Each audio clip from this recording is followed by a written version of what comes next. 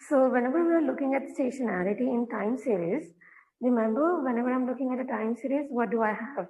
I have a discrete time period, but my state space is continuous, right? So that is why it's kind of much more intuitive to understand what's stationarity there. But in today's lecture, we will understand it even much more better of how stationarity comes about in the discrete state space.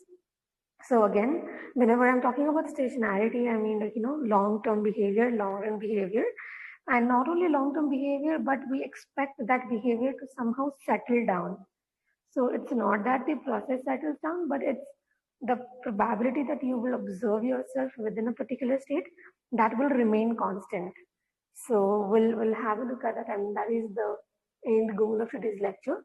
But before we do that, I think let me just recap what we studied yesterday. So yeah, we started off with this NCD model, and we looked at what is the transition probability. We looked at what does a matrix of transition probabilities represent. So let's say if you have this as 0.25, it kind of represents the probability that if you are in state 0 today, the probability that you will be in state 0 tomorrow as well. So, and once you put all of those transition probabilities in a matrix, and remember this is a one-step matrix, so this is called as transition matrix. And you can figure out the transition matrices for a number of steps by just powering this. So again, that would happen only in the case of time homogeneity, which is where the time that you are starting at does not matter. But again, if that matters, that will be the time in homogeneous case. So let us say, I guess if we are looking at time in homogeneous case, and which is something like this, so you will have to mention this t.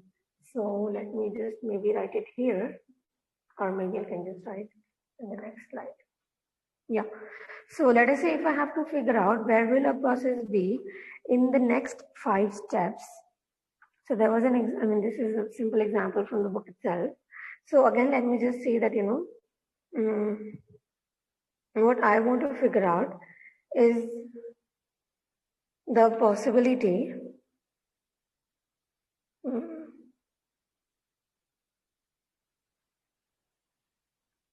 yeah.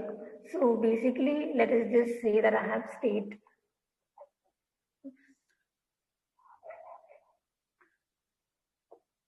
Yeah. So let me just say that I think there was something I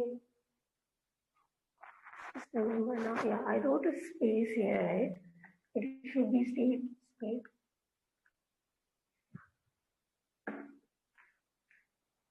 Yeah. So whenever I'm talking about a state space here, let me just say that I have 0, 1, 2, 3. I mean, these are my state spaces, let's say. And let us say now I have time. So again, for this whole chapter, we are going to look at discrete time intervals.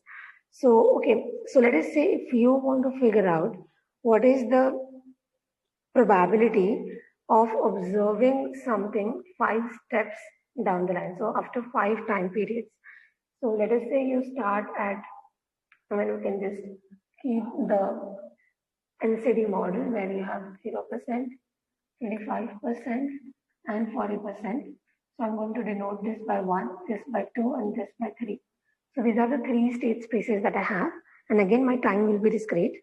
Oh, welcome, sorry. So yeah, what we are going to have is, let us say I ask you the probability that, so given that I start at state 0, what is the chance that after 5 steps, I will be at step 1 again? Let's say, at 0% discount level again. And if I'm looking at the time homogeneous case, which is the case where it doesn't matter what time I'm starting the process in, my transition matrix will remain the same. So what will happen is you will have to just, basically P raised to 5.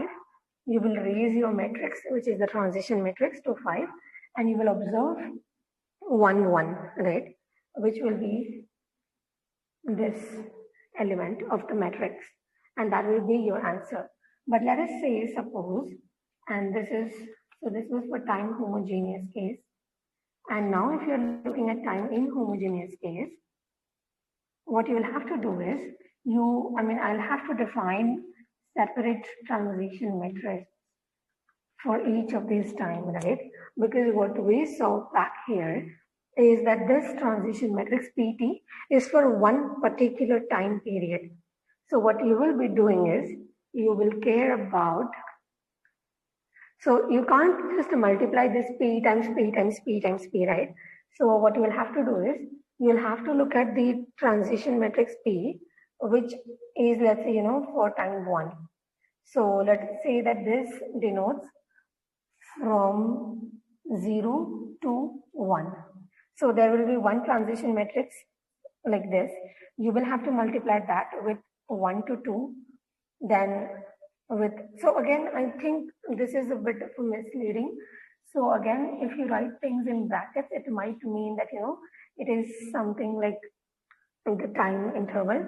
So maybe what you can do is you can just write it here. So P01 will represent the transition matrix, which takes you from 0 time to 1 time period. And you will multiply this with 1, 2, then 2, 3, then 3, 4, then 4, 5. And whatever matrix you will get here after these multiplications, you will observe 1/1 element, and then only you will get your answer. So again, what you expect here is 5 different transition matrices. The probabilities may not be the same for 0 to 0 here and for 0 to 0 here. So again, these 0, 1, 2, 3 are time period. Maybe what I can do is, to not let the confusion happen, these are state spaces. This is a state space. This is a state space. And everywhere else, this 5, this 0, this 5 comes from time. So yeah, all of these are time. So again, remember, time is written in superscript and state space is written in subscript. So yeah, this is basically the state space. Does this make sense? Yeah, so I guess again, this is how you will just go about, solving these things. And remember, the kind of model that we discussed yesterday was the no claims discount model. And what we saw was that the state space for us was really well defined, okay? But again, we know that for a well-defined Markov chain, so the Markov chain, the term itself is made up of 2 terms, right? One is Markov and the other is chain. So we know why do we call it a chain? Because it forms a chain, right? It sort of forms a chain. That is why we call it a chain. But again, why do we call it a Markov? Because it also entails within it some Markov property. And what is my Markov property? My Markov property says that whatever has happened in the past doesn't matter. I only care about today if I want to, predict something about the future. So that is all that matters. If you give me the past information as well, it's not going to give me any additional information. So my prediction for the future will not be changed. And that is the kind of thing that's happening here. So let us say if you are at 25% discount level, it does not matter whether you came from 40% or you came from 0%. The probability that you will go from 25% to 40% in the next year will be P itself. It does not change. So this is Markov property, and that is why this kind of a chain is called a Markov chain. So here, when I'm at 25%, the transition probabilities to, let's say, go into 40% or go back into 0% does not depend on how I have arrived at this 25% state. What matters is that today I am at 25% state. So that is all that matters. And that is the Markov property that we are looking at. So let's say if I give you another example. So this is, this can be a bit tricky, but I think I was thinking that maybe I should, explain the all of chapter first and then we'll do this example. But I think now I want to start with this example itself because it's start of the lecture and it's fresh in mind. So let us say if I tweak the model a bit. So what I say is I'm defining my states. So again, I'm defining my states as 0, 1, 2, 3. Okay, so these are my 4 states that I will now have. This represents 0% discount. State 1 will represent 25% discount. State 2 will represent 40% discount. And state 3 will represent 60% discount. So if you have a look, I can maybe draw it for you guys here. It is 0%. Oh, okay. So yeah, I think it's better to just write in percentage terms. 25%, 40%, and 60%. So not all of the times, and actually most of the times, you will not be given this transition diagram. You will be given information in these terms, and you will have to figure out the transition diagram for yourself. And I think that is really nice because, I mean, that will easily fetch you 2 or 3 marks if you draw this diagram, sometimes even more marks if this is a bit tricky. So the example that we are now going to discuss might fetch you like 4 or 5 marks just to draw this transition diagram correctly, because it is not that easy. So again, the rules are kind of, okay. The internet is on. Can you guys hear me? Yes, ma'am. Oh, you didn't see anything that I wrote, right? We are able to see 0%, 25%, 40%. Oh, you are able to see all of that. In circles, can you see that in circles? Yes, ma'am. Okay, okay. So let me, I guess you can hear me, but I don't know. I mean, now you can't see anything maybe.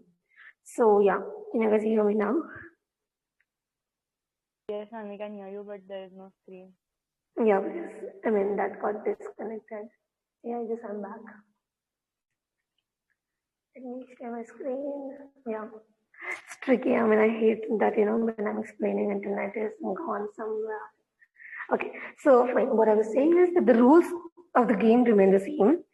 So the very fact that, you know, if at all there is a claim, then I will move one scale down the discount line.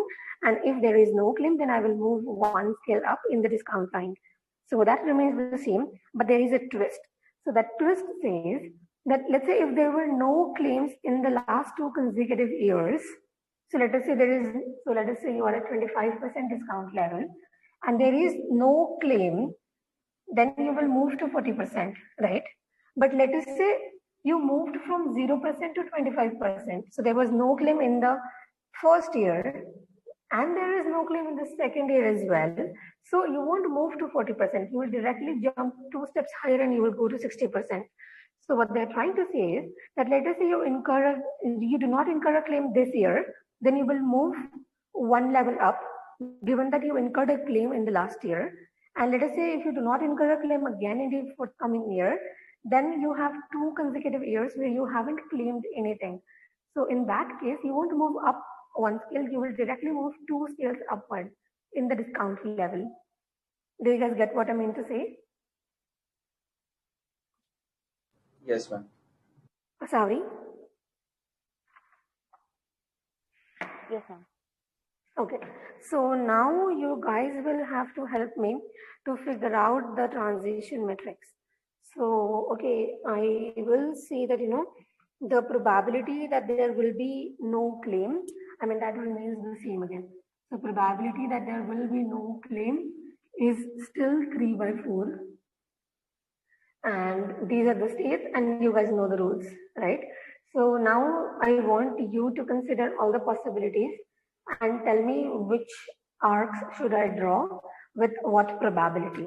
So you can tell me that, you know, ma'am, draw an arrow from 0 to 25 with this and this probability. So yeah, go on. So what we can maybe do is we can start off with, you know, me being at, let's say 0%. So if I'm at 0%, where all I can go from 0%? And from 0%, you can go to 25% with probability 3 by 4. With probability 3 by 4, right? So I should be accustomed to drawing arrows in between. Yes, so let's say if there is no claim, you will move one notch higher. That's good. Next. We can remain at 0% too, right? If there is a claim with probability. With probability? 1 by 4. Yes. And And next? from 25 to 40%, again the probability will be 3 by 4. Yes.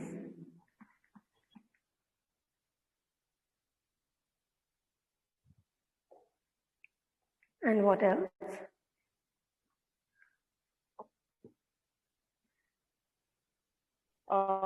40 to 60, again 3 by 4. 40 to 60 again 3 by 4.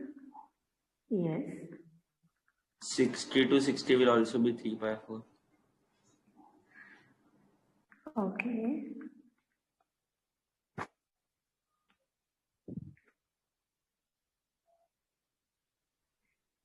Then 60 to 40 will be 1 by 4. 60 to 40 will be 1 by 4. Why do you think so? Ma'am, because from 60, if there is a claim, it will go like 40%, right? If there is a claim. Yeah. So let us say if there is a claim, I mean, yeah, it will go to 40%. Okay, fine. What else? So likewise, 40 to 25 and 25 to 0 will also be 1 by 4. Likewise, 40 to 20, 25 to 0 will be 1 by 4. I agree.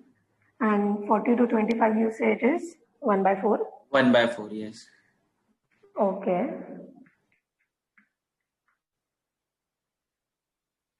So the transition diagram didn't really change if I change the rules of the game. Is that what you guys are trying to say?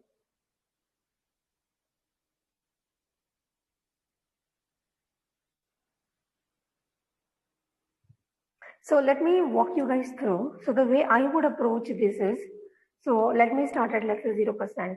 So if I'm at 0%, the only way I can be at 0%, let's say if there was a claim in the last year, right? So there is no chance that there was no claim in the last year. So if I'm at 0% and if I claim, then I will remain at 0%. So this arrow makes sense. And if I do not claim, then I will move up 25%. So again, remember the rules have changed and we have to keep into account not only the current year, but the previous year to the current year as well. So let us say today I am at 0%. So what is the chance that, I mean, is there any possibility that I haven't incurred any claim in the time previous to 0%? And then let's say if I do not incur a claim again, then I will move 2 steps ahead, right? Directly to 40% and not to 25%. But is that a possibility here? Do you think that can happen? So what I'm saying is no claim, no claim. And when you do this no claim, when you do this, you are at 0%. Do you think this can happen? No, ma'am. If there is no claim, we'll move ahead. Right. Exactly right.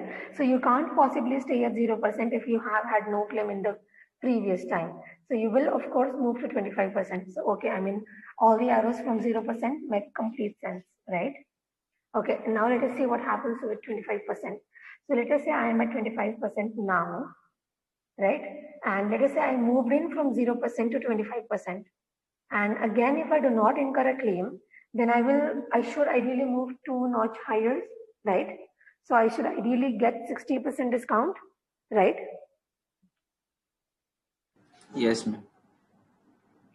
So what do you think we have done here?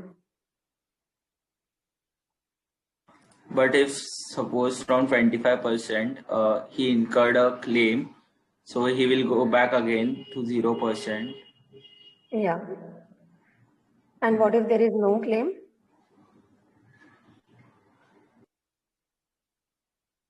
So what I mean to say is, let's say I was starting at 0, I incurred no claim.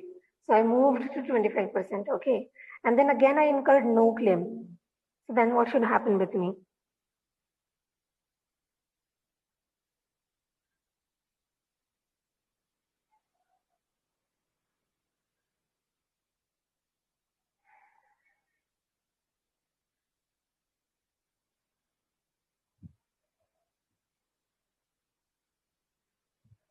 What do you think should happen?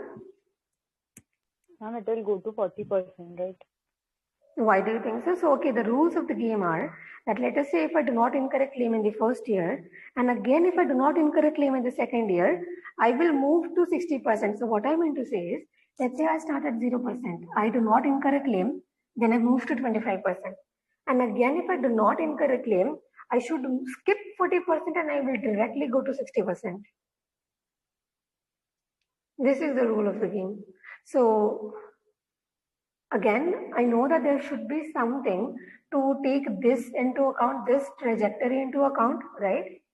Where I'm coming at 25% with no claim in the past.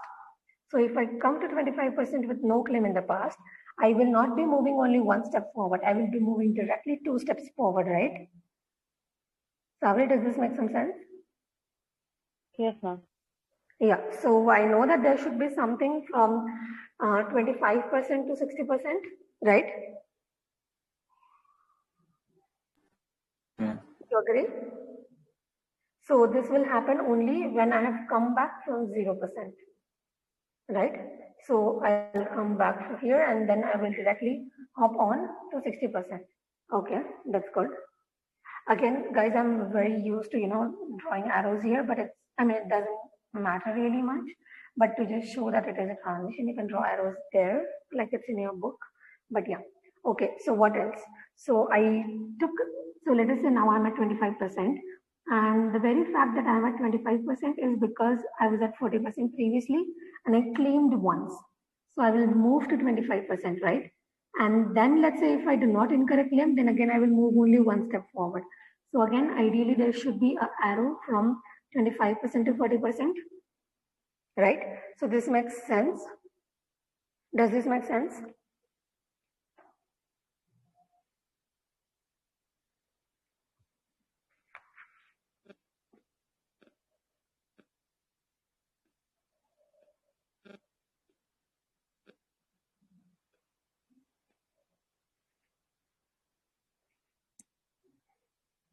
So we started off with 0 and we saw that there's no other possibility than being at 0 or going to 25, right? Then we looked at 25 and we checked where did we come to 25 from. So if we come from 0%, I know that there was no claim and that is why I am at 25% now. And if again I incur no claim, I will move back to 60, right? I will move forward to 60. And let's say if I incur a claim, I will move back to 0%. Good. But now I can also arrive at 25% from 40%. So if I was at 40% and then I have come back to 25%, so I know that there is some arrow here, there is a chance that I can move back to 25%, then what will happen? So again, whenever I'm making an arrow from 25 to this 60%, what should be the probability here? Again, this is the probability that there was no claim. So that should be continued here as well. So I should ideally write 3/4 here, right? Do you guys agree with this? Yes, ma'am. Yeah. Okay, but I see that, these certainly do not add up to 1. So I have a 3/4 going into 60. I have a 3/4 going into 40. And I have a 1/4 coming back, right? So 25% can't really spit out something which adds up to greater than 1. So we'll see what to do with that. But let's just go forward with our thinking process right now and we'll see what can we do to check and make this a verified process. But for now, we're just trying to make all the arcs that are possible. Okay. So, okay, let us say now I come back from 40%. So if I come back, I have incurred a claim. And again, there is a possibility that I will either incur a claim or not incur a claim. So if I incur a claim, I will move back to 0%. Done. And if I do not incur a claim, I will move back only to 40%, right? Not to 60% now because I came back from 40%. So that's done. Good. So now I want any of you to, or either of, or both of you to do the same analysis that I did for 25% for 40% now. So first of all, we will take into consideration the account where I have come to 40% from 25%. So I'm saying that there was no claim in the previous year. So what do you think will happen next? There can be a claim or a no claim, right? So let us say if there is a claim, what will happen? It can go to 60% only, right? There is no other option like to go to level up. Yeah, so that would be the case where there is no claim. Okay, so let's say if I say that I've come from 25% and if there is no claim again, I will still go to 60%. Okay, so I've already taken that arrow into account, right? Okay, good. What next?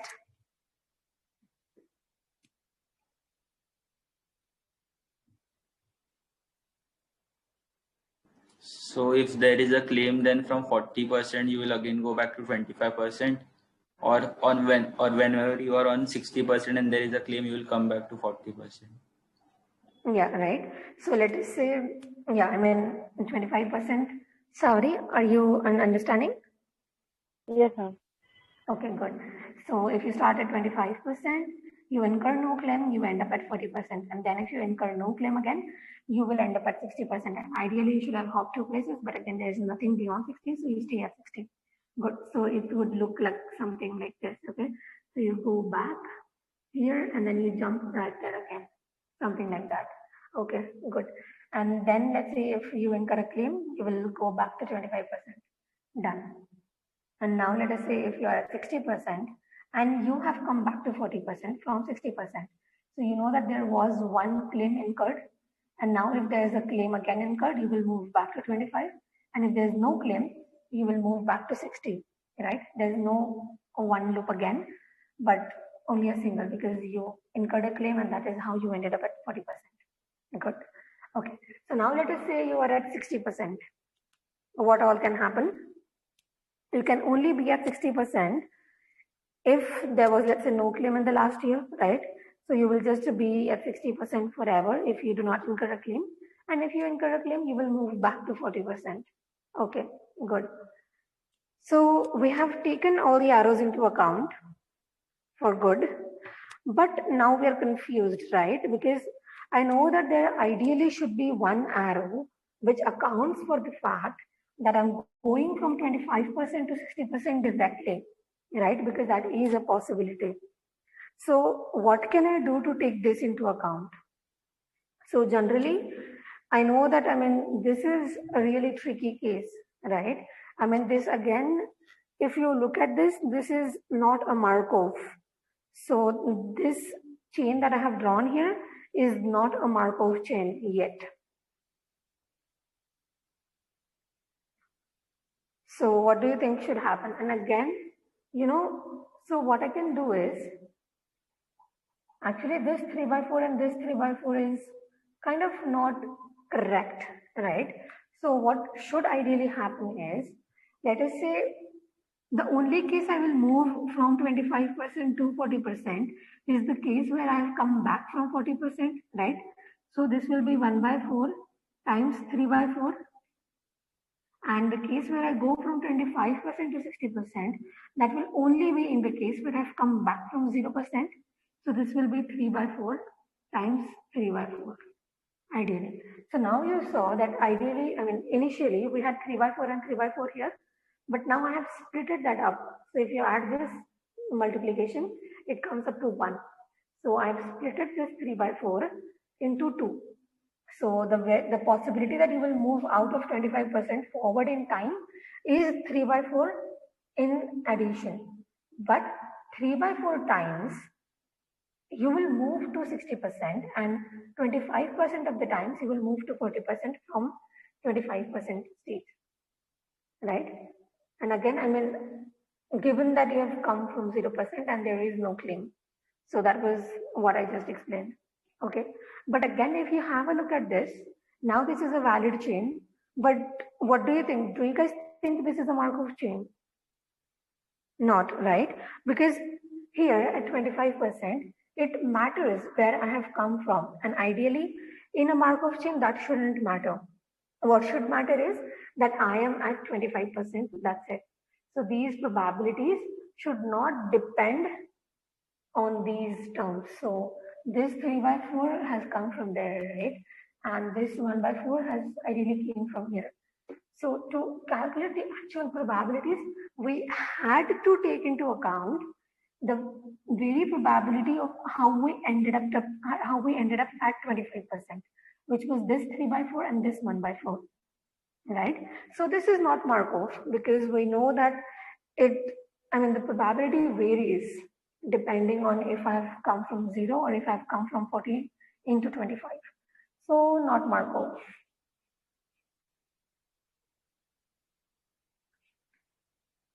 Sad.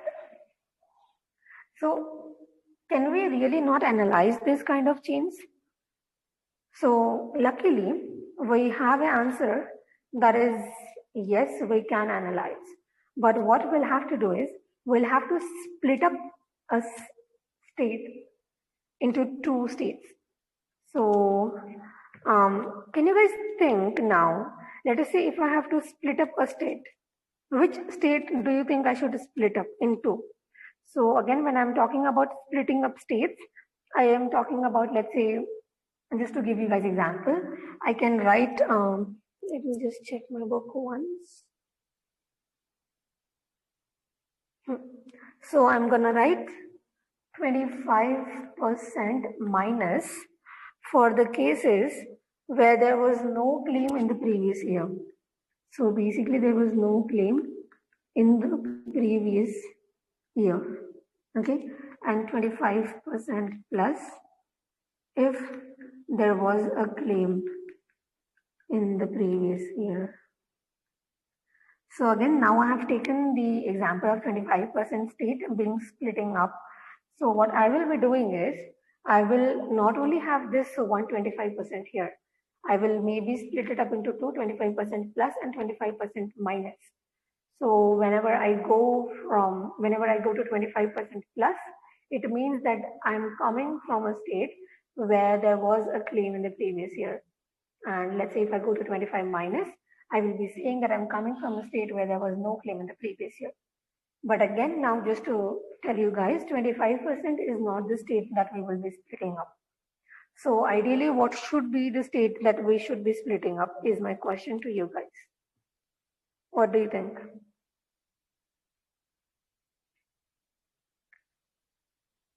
Which state is creating the problem here? Or is it 25% state?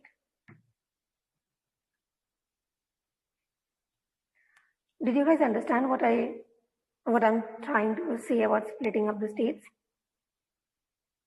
Yes, ma'am. Understood. Savri? Yes, ma'am.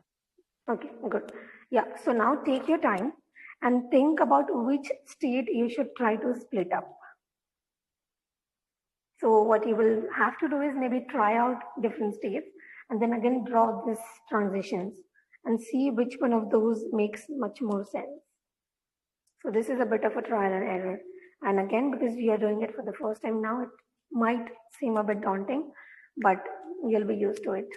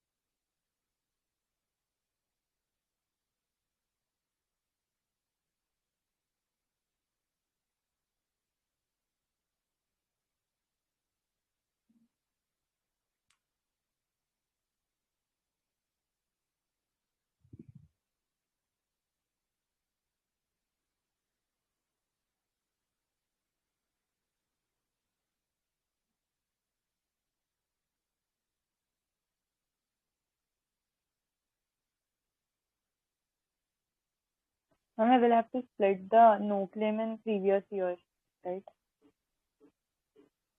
What do you mean by that?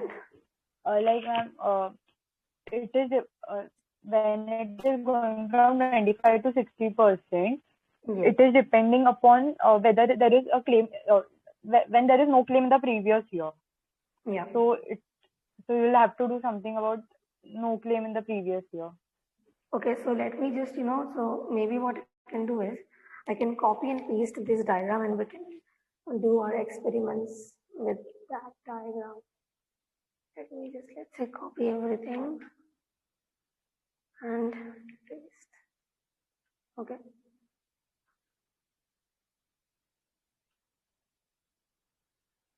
So now we're trying to make it a Markov. Okay. Yeah, let me just erase all of these as well. Okay, we can keep that for now. And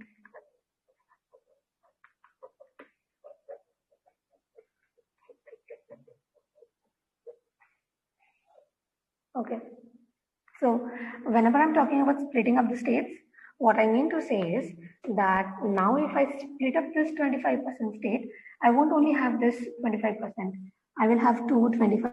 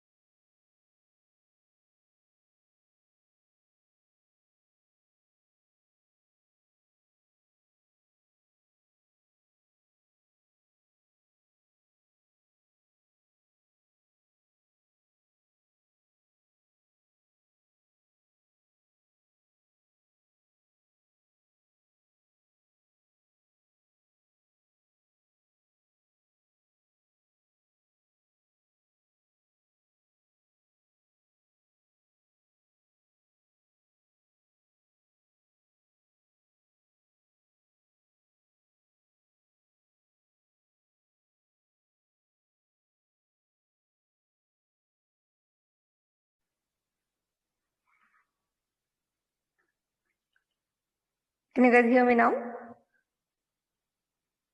Yes, ma'am. This is so irritating. I was at the peak of explaining and then internet's gone. Okay, so yeah, recording check.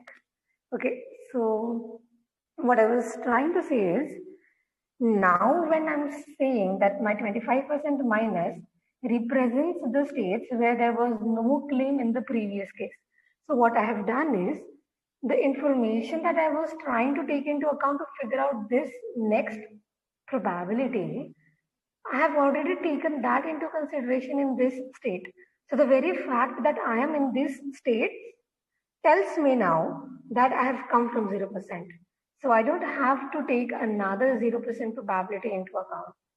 So again, now I know that I can never go from 40% to 25% minus, because 25% minus is the state where there was no claim in the previous year. And from 40%, you can only go to 25% plus. And again, that's going to happen when there is no claim, right? So this is a new something that I'm drawing. So let me use another color. So I'm going from this to this. And again, this happens whenever there is a claim, and the chance of a claim occurring is 1/4. Do you guys get this? Yes, ma'am. Sorry? Yes, ma'am. Okay, good. So, okay, now let's check about the other arrows. Okay, so now can I go from this 25% to 0%? I can, right? Because let's say if I come here and I haven't incurred any claim, and if I incur a claim, I will go back to 1/4. And now can I go from this 0% to this 25%? What do you guys think? Should I draw an arrow from 0 to 25% as well? This? No, ma'am. And Savri, can you tell me the reason why shouldn't I draw an arrow from 0 to this 25 plus? Ma'am, because 0 to, if there is an arrow going from 0 to 25%, it means there is no claim. But here there is 25 plus, and it is the what we should. Yeah, exactly. I mean, it kind of represents the case where there was a claim in the previous year. Good. Okay, so that is the reason. And again, so there's no way I can draw arrow from 0 to 25%. Cool. And now what do you think? Can I go from 25% to 60% directly? Yes, right? And now I will not have to take these probabilities into account, right? So let me just erase all of these, because we're going to write that again.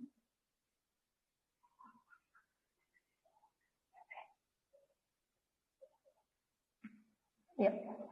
So the chance that you will go from this 25% to 60% is still 3/4, right? Because if you are in, I should also remove any link. Yeah, so you move from here to here. If there is no claim, and the chance of that happening is 3/4. Good. And now you can also move from 25% to 60%, right? And you can only move from 25% minus to 60%. You cannot move from 25% minus to 40%, right? Because you know that the very reason you are in 25% minus is because there was no claim in the previous year. Cool. So now if you are in 25% plus, can you go back to 0%? What do you guys think? If I am at 25% plus, that means that there was a claim incurred in the previous year. Can I move back to 0%? Should I draw an arrow here or not? Yes, Savri? Yes, ma'am, it will go, right? Because if there was no claim and then again there is no claim, then it will go back to 0. Exactly right. So the probability of that happening is 1/4. Good.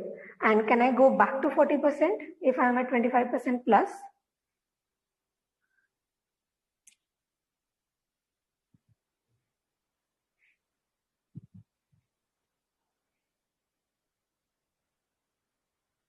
Yes, ma'am. And what will be the probability? 3/4. Exactly right.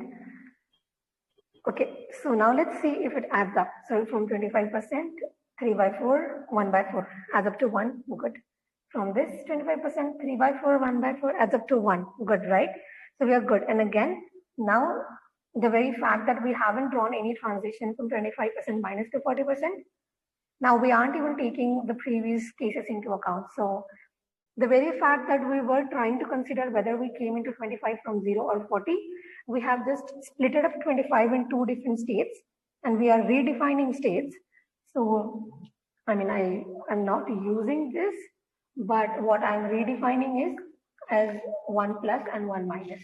So this will be my two different states, okay, that I will have now. Okay, so I can't go from this to that, but I can move from 40% to 60% if there is no claim as previously. And again, I can go from here to here, 3 by 4. Okay, so does this diagram seem good?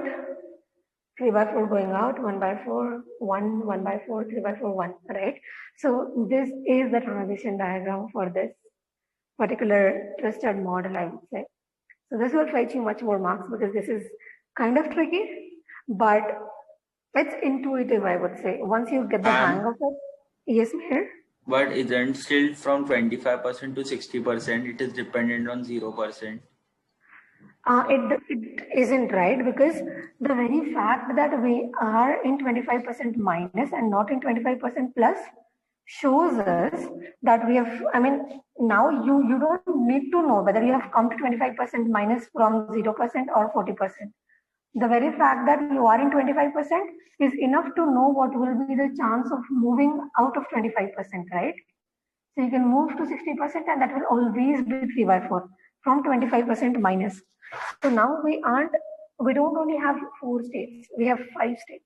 And this 5-state model is Markov. So the states we have are 0, 1 plus, 1 minus, 2 and 3.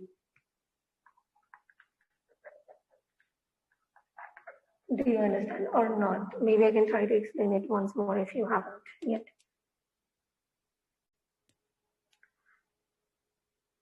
So, okay, maybe let's just go back. What was happening here is to make it a full, to basically add all of the probabilities that are going out from 25% to 1, we had to take into account this 1 by 4 and this 3 by 4 right here and multiply it with the actual chance of the fact that there will be no claim. But we no longer had to do that here, right? I mean, every time we are moving ahead, I know that I have 3 by 4, and every time there is a claim, I know that I have 1 by 4, right? And again, from 25% minus, there is nothing that will go to 40%. So there is only one transition forward in time, forward in the discount scale, and that will directly be to 60%. But only if you are at 25% plus. And again, you don't need to know how you have arrived at 25% plus, because the only way you can arrive at 25% plus is from 40%. And the only way you can arrive at 25% minus is from 0%. So the very fact that you know that you are here is enough for you to check what's going to happen next. Does this make things a bit clearer? Yes, ma'am. Savri? Yes, ma'am. Okay, good. So I deliberately took this example where you have to move in 2 steps forward, and in the books you have basically degrading 2 steps if you incur a claim twice consecutively. So I guess what you should now do is try to do that case by your own and check your transition diagram from the book. At the very end, only check, let it take you 1 hour or more than 1 hour if you wish so, but try to come up with this kind of diagram for the case where you move down 2 steps in the discount level if there are 2 consecutive claims. So you will again have to question yourself, which state should I ideally split up? So which is the state that is creating the problem? Okay, and that is the state that you will ideally split up. And now you know that you have a Markov model, right? So now you can also prepare a transition matrix for this, and let us try to do that. I think it's super easy to prepare a transition matrix for this, and I don't have a space, but I'll try to. Right. So again, now if I have to make a transition matrix, the states will be 0, 1 plus, 1 minus, 2 and 3. So 1 plus denotes 25% plus and 1 minus will denote this. And here I'll have 0, 1 plus, 1 minus, 2 and 3. Okay, so what do you guys think I should write from 0 to 0? It is 1 by 4, right, in this arrow. And 0 to 25% minus, which is 1 minus, is 3 by 4. 0 to 1, I can't possibly do that and I can't go anywhere else as well. And now 1 plus is this. So 1 plus to 0 is what? 1 by 4. And I can go from this to 40. So that's going to be this and 3 by 4. The rest of these guys will be 0. And so on and so forth. So you can basically fill up everything. And again, to verify this, you should always check whether these rows sum up to 1. And that should ideally be the case. And that will be when you have a very valid transition matrix. So, I mean, any doubts so far?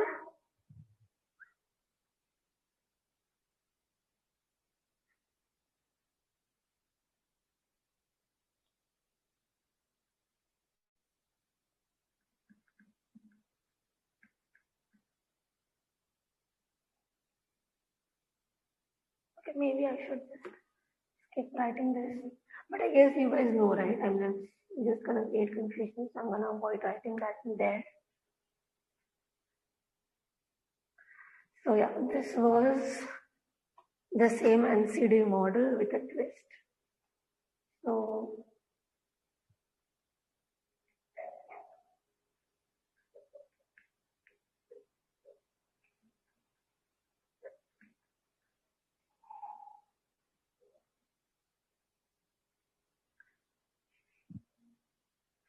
okay, so I hope this is clear to everyone. And now again, you can figure out the probabilities, right? Once you get your transition matrix, I can basically ask you any question. So what is the chance that I will end up after 5 years in 0% discount level, given that I have started at 0% discount level? So you will just maybe square it by 5 and give me the first element, the row 1 and column 1 element. Or you can just, start off from 0. So you take a vector, row vector, which is 1, 0, 0, 0, 0. And then you multiply that row vector with P 5 times. And my P will be the transition matrix. And whatever you get in the first element of that one row, that will be your answer, right? So I guess that's fine. And I guess, that's how basically you will be calculating the answer to the questions, depending on, again, what kind of a question that is. So again, any doubts in this?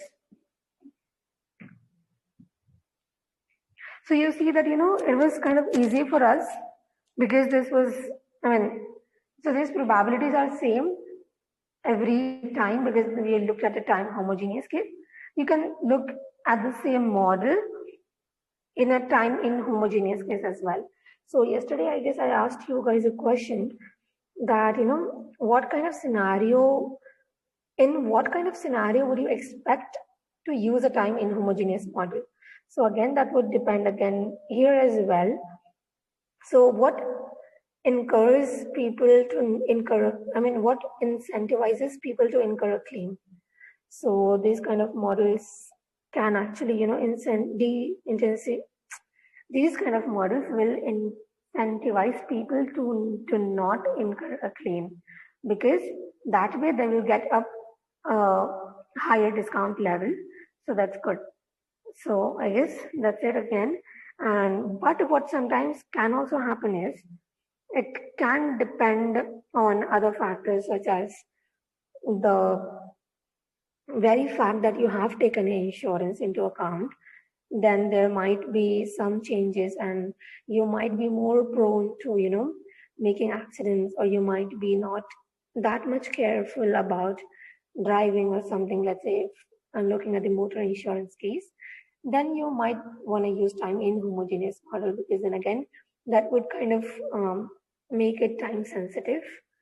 So again, I guess, You can also look at the traffic conditions, and depending on the weather or depending on the month that you are looking at, or let's say if you're looking at traffic conditions depending on the time.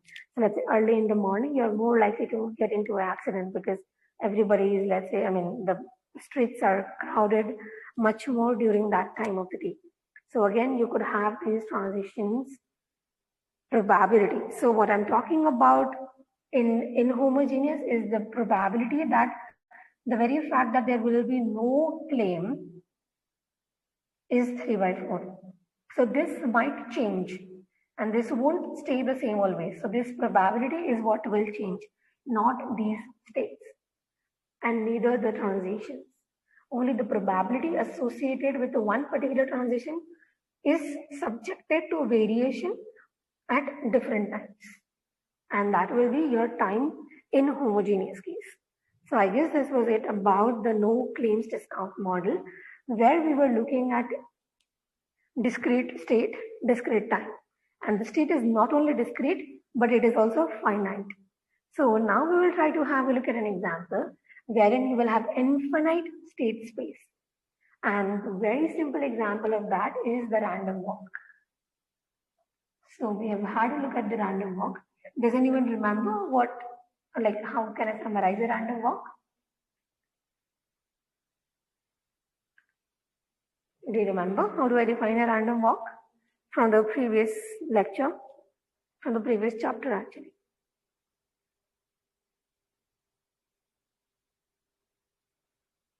So it was that example of the stock prices that we saw, right? That my stock price could either go +1 or -1. And there was some probability that it will be +1 and some probability that it will be -1. So that is something which is kind of a random walk process. So again, I'm just going to take this from the book.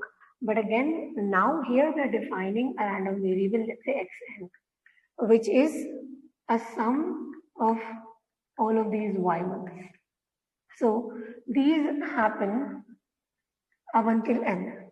So here, this is basically the different steps that your random walk is going to take.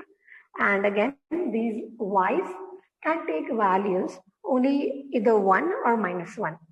So this is, the best example. You can also remember the grid that I drew about a drunkard trying to walk, and that could either be +1 or -1. So if you measure the distance using only the grid, then this xn will represent the cumulative distance, right? And the drunkard cannot stay at its own place. So it has to move either one step forward or one step backward. So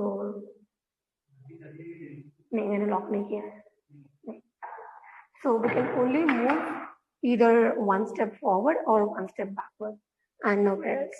So what we have is here, so we have probability that my yj, where j can take any value from 1 to n, is 1.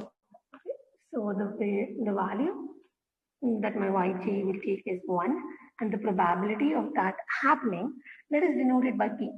So this is small p. And the other value that my yj can take is -1. And these are mutually exclusive and exhaustive events. So this is going to be 1 minus the probability that it takes a value +1. Okay, so now that we have defined our random walk, I know that this xn can take any value. So what do you think my xn's minimum value could possibly be? Anyone? What is the minimum value of xn that I can ever have? -n. -n, right? Because I'm looking at n steps here, right? So I can only have -n because the minimum value, when I'm considering the minimum value, I'm assuming that each of these take the minimum value of all the possible values that y can take. And here we have 2. So the minimum value is -1. So -1, -1, -1, n times, that will give you -n. And the maximum value that you can have is +n, where you only move forward in time, right? So now if I were to draw a transition graph for this kind of a sequence, what I can just do is I can write something as let's say 0 here, 1 here, 2 here, and so on and so forth. Here I'll have -1, here I'll have -2, and so on and so forth. So again, here I'll have -n, and I can only go up until n. So this is again finite, right? Because I've limited my steps to n. But let us say if I have no limits on the step, and then it can possibly, go up until infinite. So now what I'm trying to do is, I'm saying that, I'm saying that there are only n steps taken, but again, I'm not in a way restricting the possibilities that this xn can go to n. So what I'm saying is that I'm free to go anywhere. So when I say that I'm free to go anywhere, and let's say if I denote by S, the sample space, I know that all the possible values are, it goes basically from -infinity to infinity. So there's no way I can restrict myself. But what I'm restricting now is that I take n steps. So I'm saying that I take n steps. So now if you take n steps, then you know that you can only go up until -n and +n, right? But again, now if I were to draw the transition graph, I can again go only from 0 to 1. I cannot go from 0 to 2 or 0 to, can I go from 0 to -1? Yes, right? I can only either move forward one step or backward one step. So I should be used to writing this.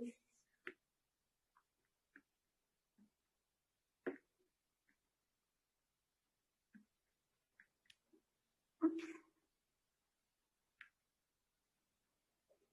Yeah, and I can go forward here, there, and there. So again, I can come back from 1. I can come back from 0, and so on and so forth, basically. So this is a pretty easy case. And every time you move forward in time, the probability is P.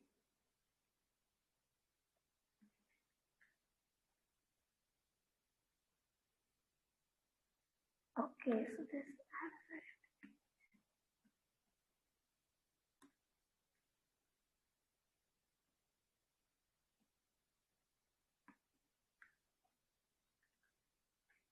Do you guys agree with this?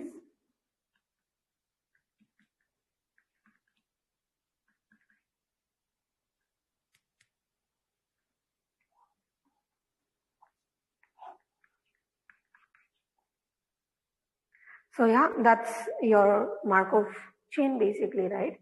So again, you check this is a chain and this is Markov, right? Because it doesn't matter how you have arrived at 0. The chance that you will be at 1 in the next time period is P, and the chance that you will be at -1 in the next time period is 1 minus P.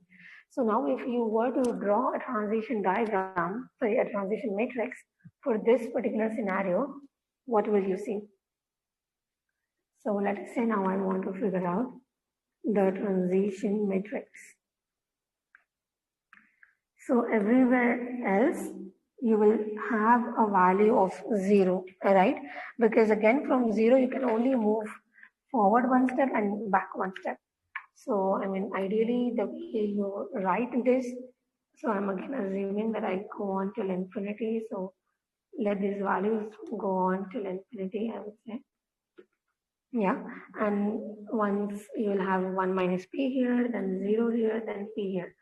So the ideal way to write this would be 0 in the diagonal side, because the process can never stay at the very same place where it was previously.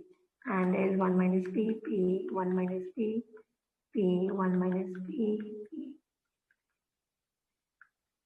and 0 elsewhere.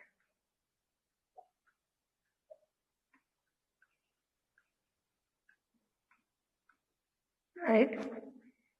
Do you guys agree with this?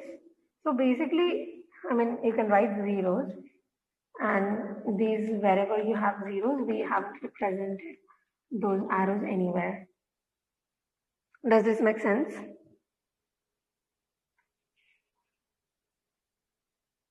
Yes, ma'am. Okay. So now tell me one thing. If I want to get, let's say, from state 0 to state 2 in 4 steps, how can I do that? So what I'm trying to ask you is the probability that my x4 is 2, given that my x1 is 0. Oops, x0 is 0, let's say 4 steps. How will you figure this out? 1 minus p into pq. 1 minus p into pq. pq. And why do you think it should be 1 minus p into pq? So first from 0, it will go to -1. That is the first step. Okay. Then from -1 to 0, second step. 0 to 1, third step. And 1 to 2, fourth step. From 0 to -1, 2, 3, 4. Okay. And is there any other possibility? Savri, what do you think?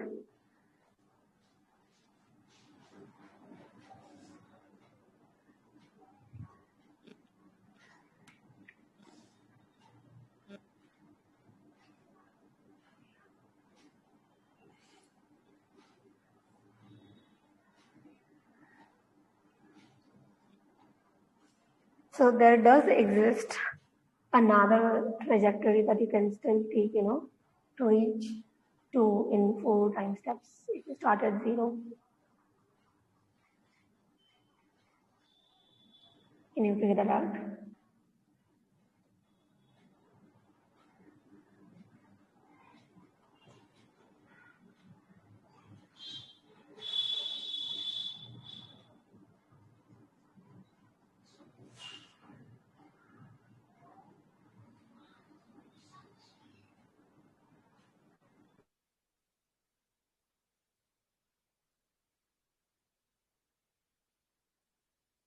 Can you guys see it? Ma'am, 0 to 1, then 1 to 0, then again to 1, then again to 2. Yeah, and Saudi, what were you saying? Were you seeing the same sample path? No, I was gonna say it can also go from 0 to 1, 1 to 2, 2 to then next one, and then back. Yeah, right. So 3 and then. Yeah. So every time you see that if you want to, let's say, go to 2, let's say you take p times p, then 1 minus p times p. So the probability still remains the same, p cube and then 1 minus p, right? So always you see that this 3 and this 1 adds up to 4 here.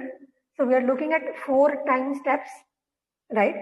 So whenever you can either move up or you can either move down, and there will be some power to it for the number of times you move up and for the number of times you move down. So the number of times you move up and down should always add up to the total time you have. Do you guys agree? Yes, ma'am. Right. So let us say now, just to generalize, I'm saying that the number of times I move upwards is denoted by U. Okay. And the number of times I move downwards is denoted by D.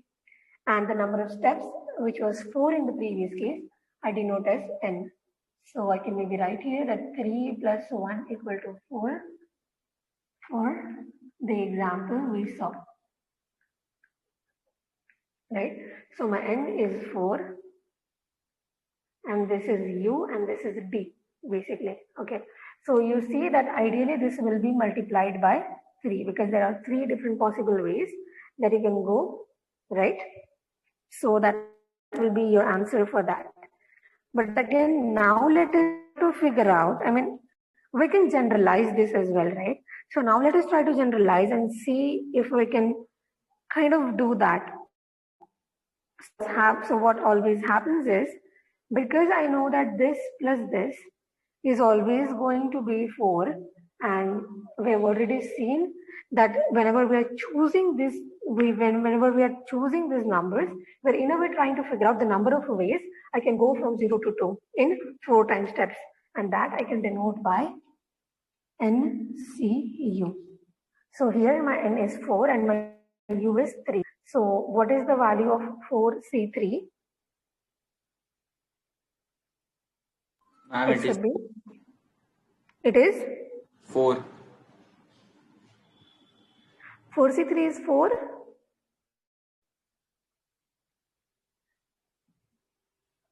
Then we have missed something. So one possibility was 1, 2, 3, yes. 1, 2, 3, yes. 1, 2, 3, yes. And what is 1? Is there one more possibility to go from 0 to 2 in 4 time steps that we might have missed?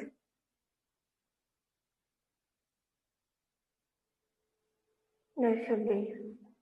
Is it like we can go ahead and then 1, 2, 3, and 4. Yeah. Right. So exactly. So here it will have, you will have 4. Yeah. It's good to check. Okay. So this, if you are trying to write a generalized formula, so again you see that, if you try to use this method, you're more likely to not take into something into account, which might also be a sample part. So it's better to just, generalize it. So what we're doing is this will denote the number of ways you can choose to go from 0 to 2 state in 4 time steps. And then you have P raised to the number of upward movements you do, and 1 minus P raised to the number of downwards movement. And I know that my U plus D is N, so I can write my D as N minus U, right? And this is basically the value of going from I to J, which is 0 and 2 for this particular case, in N time steps. So this is what we now know as a generalized formula. And there's a catch. And we'll try to see what that catch is now. So this is not true always. There are some limits that you will have to put. But let us see what are those limits when this particular thing is, when this particular square box is valid. So again, we know the very fact that, my number of upward movements plus the number of downward movements should be equal to the total number of time steps that I take. Okay, and that I am denoting as U plus D equivalent to N. Okay, so again, if you check over here, what was my I and what was my J? So this particular statement is true only because we're looking at a random walk, okay? This won't be true everywhere else. So my I was 0 and my J was 2, right? Difference between this 3 and this 1 here is also 2. So you see the number of, so the difference between these steps, the difference between the states, which is 2 here, is equivalent to the difference between the number of upward movements minus the number of downward movements, right? So let's say here I said that you want to move from 0 to 2. So you are 2 states ahead of yourself. And that would imply that the number of upward movements is higher than the number of downward movements. So the number of plus ones that you do is higher than the number of minus ones that you do. And it is precisely higher by 2 points. And that is why you only move 2 steps ahead than what you started off from.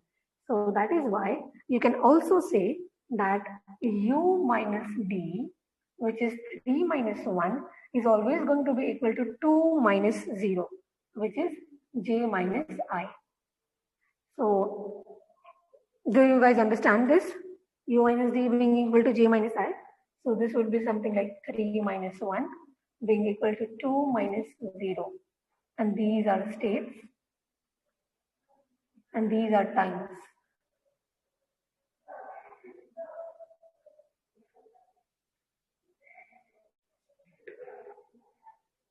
Does this make sense? Yes, ma'am. Okay, so now what we will do is, this seems like a simultaneous equation for us. We do not know U, we do not know the value of D as yet, but always in the question, we are given the value of N. We know how many time steps we are going to take, and we know where are we going to from where. So we know I, we know J, and we know N. So now what we can do is, you can simultaneously solve this equation. Now let's say if I try to solve this equation and I just add up these two equations, what I get is 2u plus t minus d 0 equal to n plus j minus I, and this implies that my u is just equal to n plus j minus I divided by 2, right? So I know that the number of upward steps that I am going to take is equal to n plus j minus I by 2. I mean, there is not much intuitive sense that I can give you guys of this, but you know that this equation has been derived from these two equations, and these two make all the intuitive sense, right?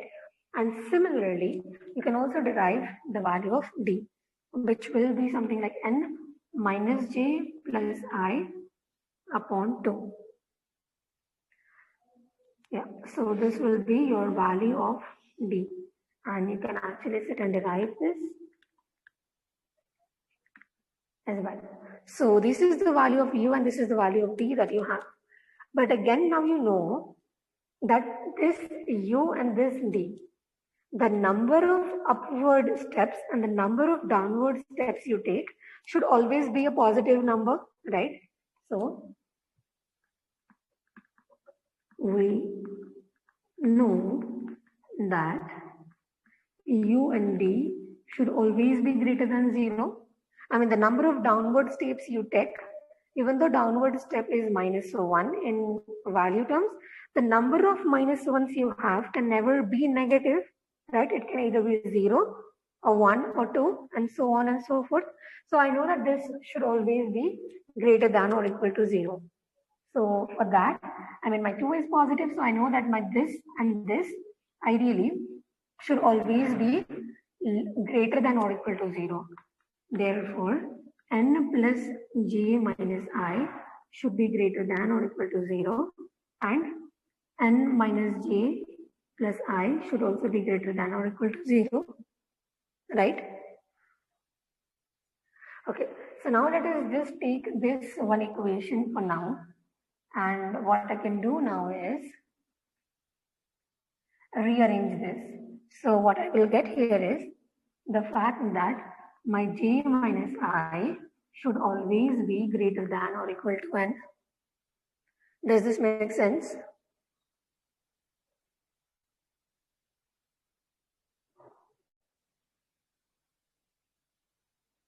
It should be minus n, right? Yes, sir. Oh yeah, it should be minus.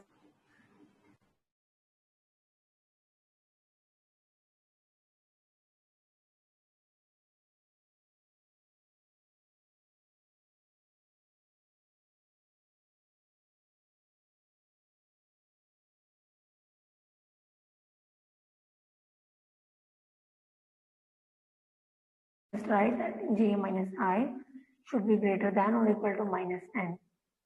Okay, and this will give me what? This will give me something like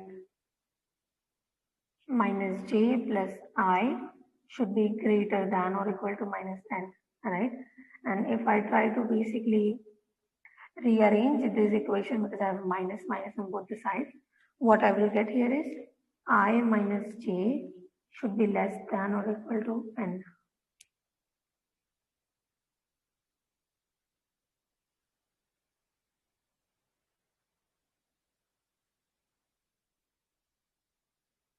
So now, what do you guys think?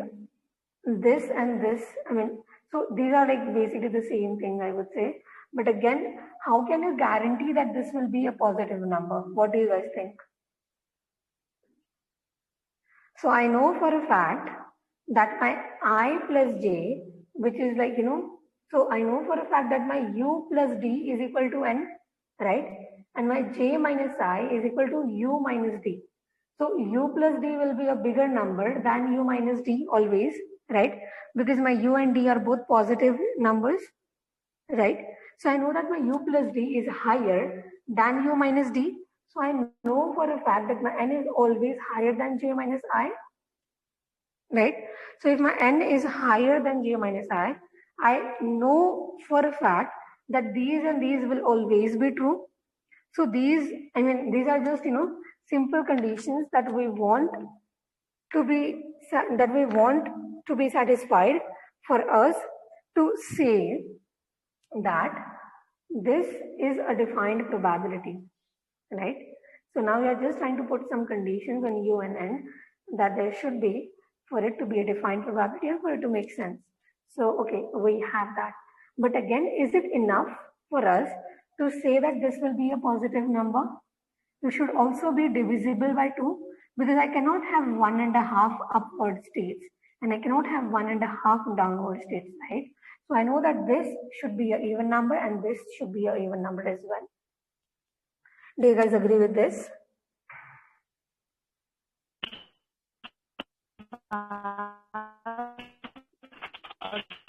In the second equation, it will be j minus I less than equal to n, right? Here? Yes, ma'am. Okay. -1.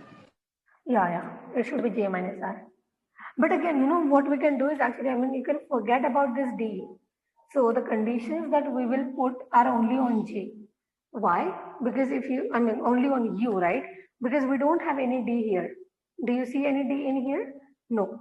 So the conditions that we are going to put are only on u. So you can also forget about that d part. You can still do it.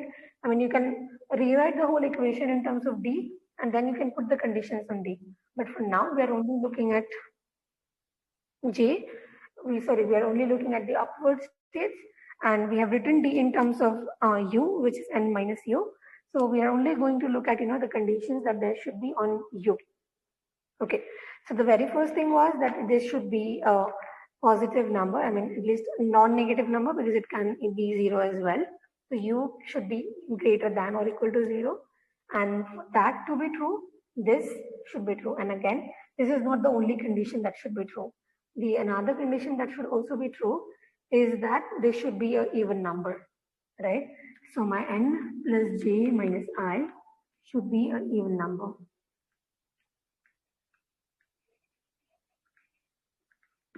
Does this make sense to you guys?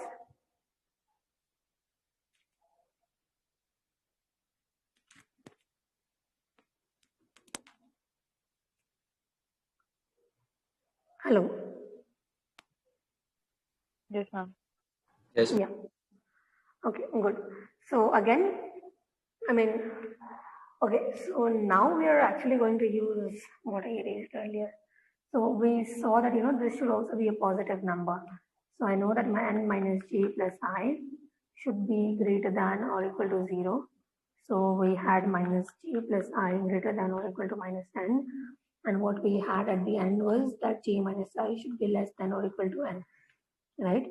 And now we know that, okay, so this is for d to be greater than or equal to 0. Okay, so now for d to be greater than or equal to 0, we know that j minus I should be less than or equal to n always, right? And now we have this, and we also have this. So what if we add both of these guys? So let us say we start off with this condition, and let's say what we have is that j, what is that? It's j minus I should be less than or equal to n, right? And now if I were to and I know that j minus I should also be greater than 0, right? It should always be greater than or equal to 0.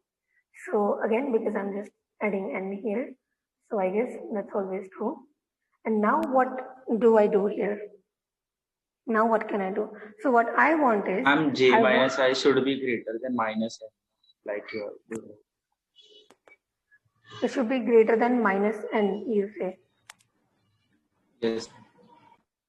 Oh, okay, yeah. It should be greater than minus n. Makes sense. It should be greater than minus n, right? Yeah, good. From this. So let me just maybe do this something for us to understand it much better. That this condition represents this, and the condition which is here gives us this part of the equation. Okay, so now we have this, but again we don't want u as well in our equation, because we do not know the value of u a priori. So we kind of want to represent u in some another terms. So let us see how can we do that. So now we have this equation, this bounds. So let us try to basically just plus n everywhere. And if I do plus n everywhere, I know that this inequality will still remain the same. So minus n plus n, 0, less than or equal to n plus j minus I, right? Less than or equal to 2n. And now what do you say? N plus j minus I, n plus j minus I. So now this is in a way guaranteed that this is always going to be greater than 0, right? So you know for a fact that this is always going to be greater than 0 and less than or equal to 2n. So once you know this, you know, you have basically confirmed that for every time your n plus j minus I is in between these intervals, this is going to be a valid probability. And again, you cannot forget that this should also be an even number. So now to go back and write this in proper terms, what I will have is that this is equal to this if n plus j minus I is even and it is in between this. N plus j minus I is in between 2n, right? Otherwise, this value will just be 0. Do you agree with this?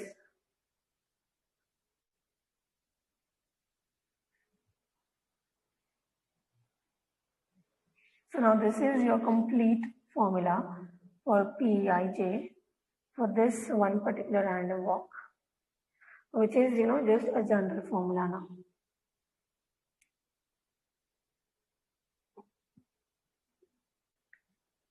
Any doubts so far?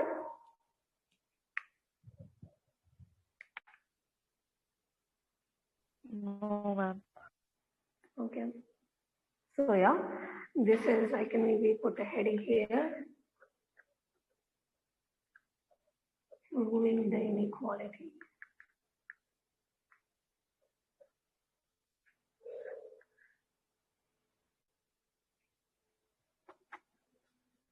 Okay, all right. So I guess that was it about random walk process. And again, now, there are different kinds of random walk processes, of course. So let us say if my P is 0.5. So there is equal probability of me taking one step forward and equal probability of me taking one step backward. So in that case, you call a random walk a symmetric random walk because 1 minus p and p, both of them take a value of 0.5. So you'll have 0.5 everywhere. So remember, these zeros correspond to the diagonal elements, and these are the, I don't know what we call these, maybe beside, sub-diagonal elements. I don't know. There is actually a name, but I'm forgetting that name that you denote for these lines, which are like above and below the diagram. But yeah, I guess you get what I'm trying to say. So that was it about these random walks. And this was a fairly easy, I would say, transition diagram, right? And even the transition matrix was easy. But again, to try to generalize it, it took a bit of a thinking for us to generalize it. And again, of course, you wouldn't be thinking about these inequalities if you haven't seen them before. But now that you have seen these inequalities, you always will have to, question yourself whether the probability that I'm trying to write is valid in every case or not. So what we do is we try to take into all the possible constraints that we might have, and we try to come up with if there is any bounds on the values that we are trying to use. And then we see that only if these bounds are satisfied, we ascertain this probability, and otherwise it's going to be 0. Okay, so I guess that was it about the random walk in its generalized formula. The other thing that we can also have a look at, this is another concept now, but again, this is, just definition, I would say. So let us say I give you guys, let me just draw another random walk.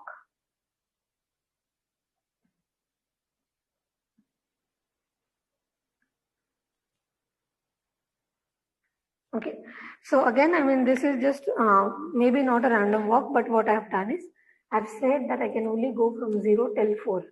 There's nowhere else I can go. So again, you will have, okay, just ignore my arrows, guys. I mean, that's easier for me to draw. Okay, so you have something like this here. And now what I'm going to do is, I'm just going to write that this is, I mean, the probability that you'll move forward is 1 minus p. Okay, maybe I should be consistent. So this should, let's just say that this is 1 minus alpha. Okay, always. And we say that this is alpha always. All right. So now what happens is you can have 3 different kinds of boundary conditions. And again, whenever I'm saying boundary conditions, you kind of see that it should be something about either 4 or 0, because these are the boundaries that we have now. So again, now if I were to say that, every time, so let us say I have one state 0 here and I have one state 1 here. And from 0 to 0, the chance that it's going to happen is 1.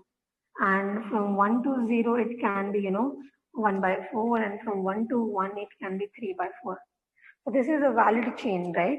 But what do I know about 0? Is that, if I reach 0, there's no way of me to escape 0 and go back to 1. I will stay at 0 forever. So such kind of states are known as absorbing states, because if you once reach there, it will absorb you. You cannot go out of that state. So you will just remain in this particular state forever. So these kind of states will be known as absorbing states. So let us say I say that this value of alpha here is 1. So I know that this is 0. So my 1 minus alpha will be 0 and this will be 1. So this will be an absorbing boundary. So I just call this an absorbing boundary. So this is one kind of boundary that you can have. But again, there are different kinds of boundary. So let us say I have another model, 0 here, 1 here. And from 0 to 1, the chance of that happening is 1. And let's say this is again 1 by 4 and this is again 3 by 4. So what I'm saying is that once I go from 1 to 0, I mean, there's no way I can stay at 0. I will always move back to 1. So these kind of boundaries are known as reflecting boundaries, because they always reflect back. So whenever we are looking at reflecting boundaries, this will be 0. The chance that you will stay at 0 again is 0. And here the value of 1 minus alpha will be 1, right? Do you guys agree with this? So these are just like some terminologies. And again, the very simple case where if your alpha, I mean, these two are the extreme cases, right? Where your alpha is either 1 or 0. But let's say if your alpha is 0.5 or something else, which would be a scenario where, let's say you have a 0 here, 1 here, and there is some probability assigned to each of these, let's say a half everywhere, right? So that would be a case of a mixed boundary scenario. So for those kind of cases, you will call them mixed boundary. So again, why are we talking about boundaries here? Because my probability stays the same. So this alpha here and this 1 minus alpha here will dictate. So again, whenever I say that, my alpha is 1, I know that my 1 minus alpha is 0, right? So from 4, I can never stay in 4. I will always go back to 3. So these two boundaries are the boundaries that kind of define the way these things function. So for this example, what I've done is I have alpha here and I have the same 1 minus alpha here. And you can have different transition probability here and there as well. So let's say this is alpha. You can see that this is beta. So in your books, they have said that this is some beta. So that basically this is not the same as that. And again, you can also change these probabilities here. So, I mean, this was just to give you an example of the general absorbing states reflecting states and mixed states. But again, now whenever it comes to defining a boundary, whatever happens from state 0 will be denoted by alpha. But rest of these cases, you can use just, P and 1 minus P. So again, whatever happens with this particular case, will be using beta. And here, this is just a matter of notation, so not too much. But I guess what is important here is to understand what this means.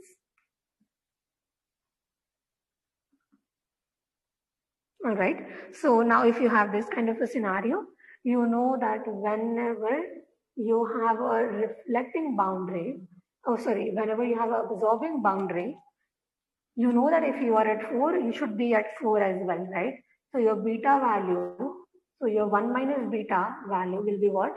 1. So your beta will be 0. So it's going to be opposite of this alpha. And this is going to be 0 for reflecting, and this is going to be 1 for reflecting. And for mixed, it can be anything between 0 and 1. So for mixed, I can maybe write here that my alpha comma beta will both belong to 0 comma 1. So it is neither 0 nor 1, but somewhere between 0 and 1. Does this make sense to you guys? Yes, ma'am. Okay, good. So again, you can use the probabilistic terms as well to write this, and that's given in your books. So let us say, let me just do that for like one case so that you guys get some idea. So what I'm trying to say is, whenever we have a absorbing boundary, shouldn't do that. Yeah. So let us say if I have a reflecting boundary, that's easier to do. Yeah. So let us say if I'm looking at a reflecting boundary, what I mean to say is that if in state n, I was in state 0, I know that the probability that I will stay in state 0 at xn plus 1 is what? 0. And the probability that I will stay in state 1 at xn plus 1 when I've started off at 0 is 1. So this is how you can summarize a reflecting boundary. And similarly, you can write for absorbing boundary, this would be 1 and this would be 0. And for mixed, this would be like, just alpha, and this would be 1 minus alpha. So maybe what I can do is, this will be 1 for absorbing, 0 for absorbing, and the same will be alpha and 1 minus alpha. So these are 3 different possible values that you can have for 3 different cases that we can have a look at. Yeah. So I guess this is pretty much clear. And so again, now, you can ask different questions. You will have a transition matrix for this as well. But the only thing different will be that, so in the random walk case, you knew that, you had 0 here, and everywhere else there was a 0 as well. But now that we know that there is a boundary, we aren't looking at infinite states. So we have a finite state, and that is why we have boundaries as well. So the first will be alpha, and then here at the end you will have 1 minus beta, and the rest of, the transition matrix, I guess it's pretty much straightforward now. So I think that was it. Maybe we can take a break now. What do you guys say? Do you guys need a break?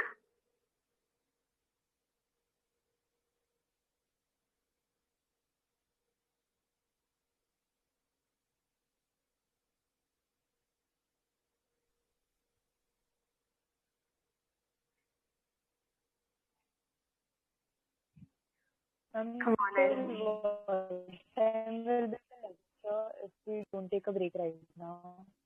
You're okay if we don't take a break. Okay. Mihir, what about you? Yeah, ma'am, it's fine with me. It's fine with you as well. Okay, so then let us just continue forward. So now what I can do is, just give me a minute. I just tell someone to bring water for me.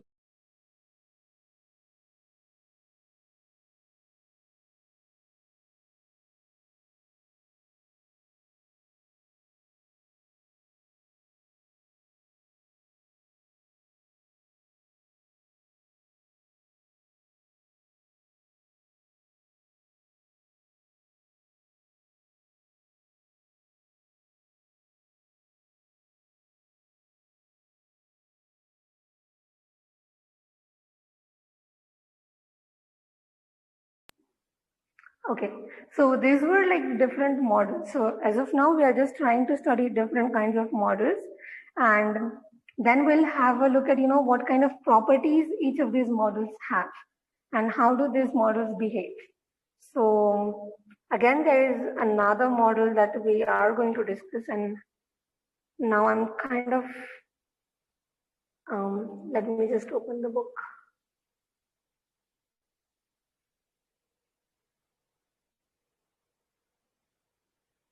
So this model is about, accident, and we'll see. So the chance that someone will incur accident, and we'll try to figure that out. And we're going to again, put some restrictions that a person can only incur one accident or no accident at all in one particular time period. So no more than one accident can happen.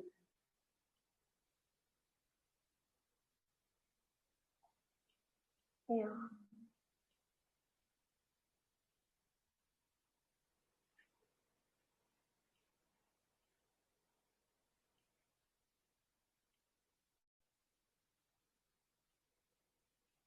Yeah.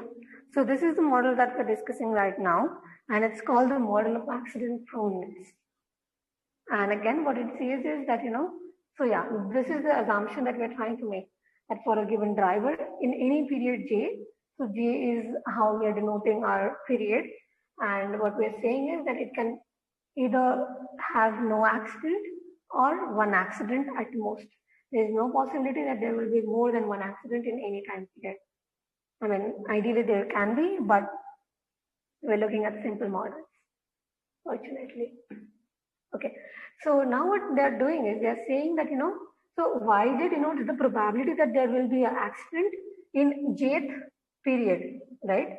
But what we are caring about is the cumulative accidents. Okay, no, that's later. Okay, so yeah, what they're trying to ask us here is the probability that yn plus 1 will be 1. So the probability that there will be an accident in the next year, given the values of basically, I mean, whether there was an accident in the previous years or not.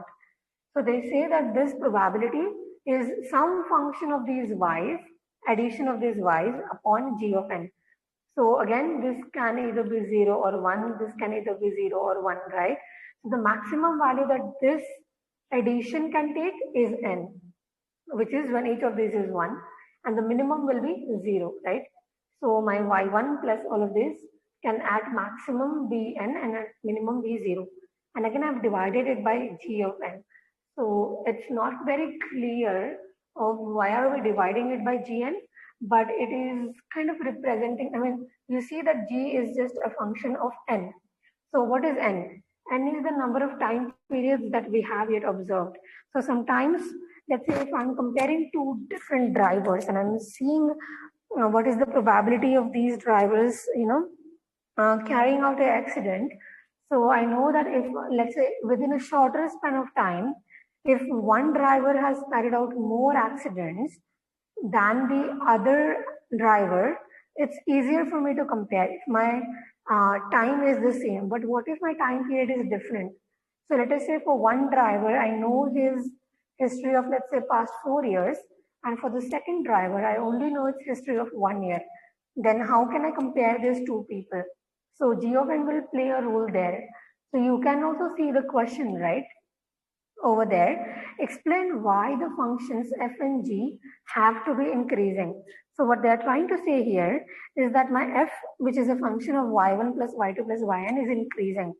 So when I say that my f is an increasing function, it says that as in when I increase the value of these sums of y, my f of y should also increase. And when they're saying that g of n is a g of n is an increasing function, what it means is that as in when I increase the value of n, my g of n should also be increasing. So this is what the end goal is, and this is what we have to prove. So again, I know that what does my f upon g represent? It represents the probability that there will be an accident in the next year, given the history up until now, right? So I know that if my f is an increasing function of y, what I can also prove is that the more the number of accidents this guy has had in the past, the more is the probability that there will be an accident in the future, right? So it kind of makes sense for us to have f as an increasing function, because if the addition of yn is, let's say, n, then I know that there is so much higher chance that this yn plus 1 will also be 1, right? So my f should be an increasing function of the additions of yn, because again, to say it in different terms, I can also say that, let's say if for one driver, my addition of yns is 4, and for the other driver, it's, let's say, 10. So I know for the driver whose addition is 10, my f of y should be higher, given that my g of n is the same, because I expect the probability that there will be an accident for the driver who has already had 10 accidents is higher. And for the guy who has had only 4 accidents in the past, I know that the probability of that particular driver incurring an accident is comparatively lesser than the guy who has had 10 accidents in the past. So that's the general idea behind why you want this f to be an increasing function. But again, now we also have to prove that g is an increasing function. So what you will do is you can try to compare. So g is a function of n, right? What is n? N is the number of time periods in the past that we know about, right? So again, so just to forget about this g and forget about this f, if I just ask you guys a simple question, do you guys think this f, this y is Markov? What do you guys think?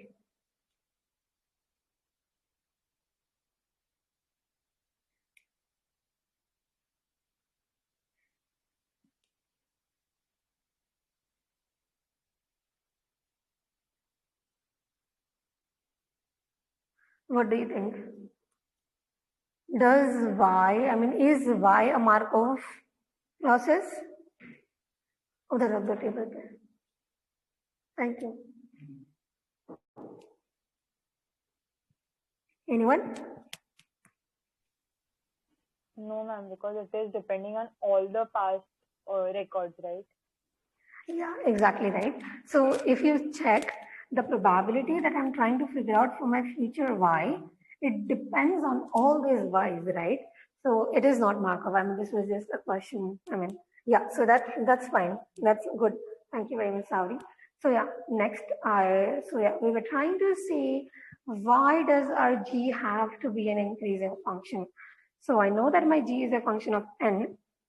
Okay, but how does it help me? So my n is the number of periods that I have information from the past. Good. Okay, so what I want is that the probability that there will be an accident next period should be lesser if my n is higher, right? So let's say if my n is higher, I know that my g will be higher. And if my g will be higher, this whole fraction is lower. And what does this fraction being lower means? Okay, don't look at this. I'm clearing all one.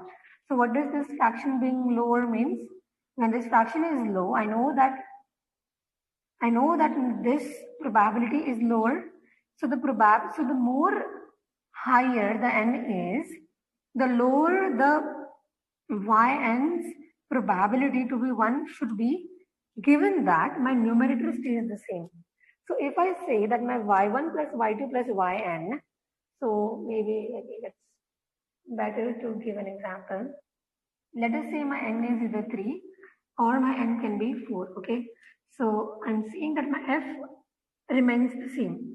So when will my f remains the same? So in this case, I'll have y1 plus y2 plus y3. And in this case, I'll have y1 plus 2 plus 3 plus 4, right? All of these y's. So the addition of these y's and the addition of these y's is same. But this n differs. It's 3 for one and it's 4 for the other. So what I intend to say is that if my n is increasing, my g of n is also increasing, then my whole fraction is decreasing, which says that this probability is also decreasing. So what I'm trying to say is that if my n is equal to 4, the probability that there will be an accident is lesser compared to n equal to 3 case. And this kind of makes sense, right? Because I mean, now that we're looking at 3 and 4, it's a bit,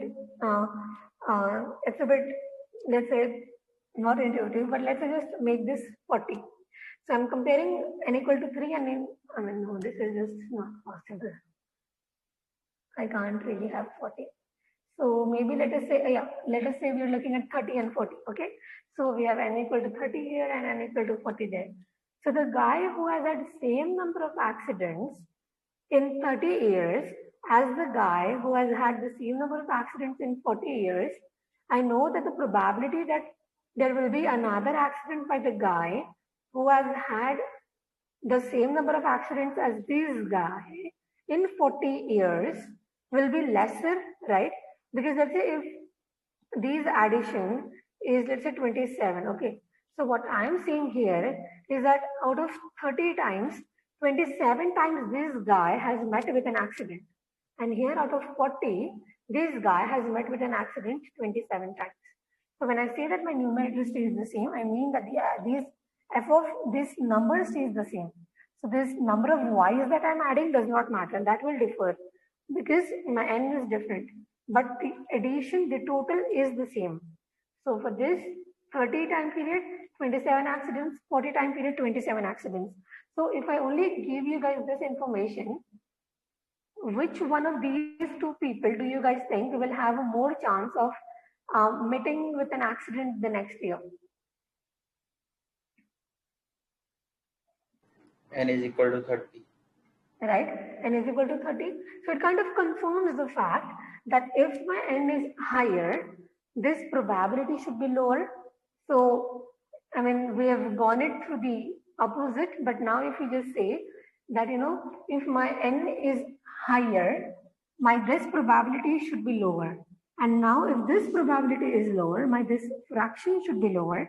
And now because to have this fraction lower, I want my denominator to be higher, given that my numerator stays the constant. So I've kind of now said that if my n is increasing, my g of n should also increase. So this is how you basically say that, you know, I mean, basically you are kind of confirming that f and g both have to be increasing function.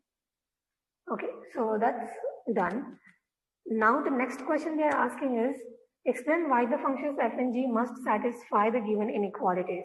So what are the inequalities? This is the inequality. They're saying that these are two given increasing functions satisfying this particular condition. Okay, so what comes to your mind first when you see this particular question and you see this inequality?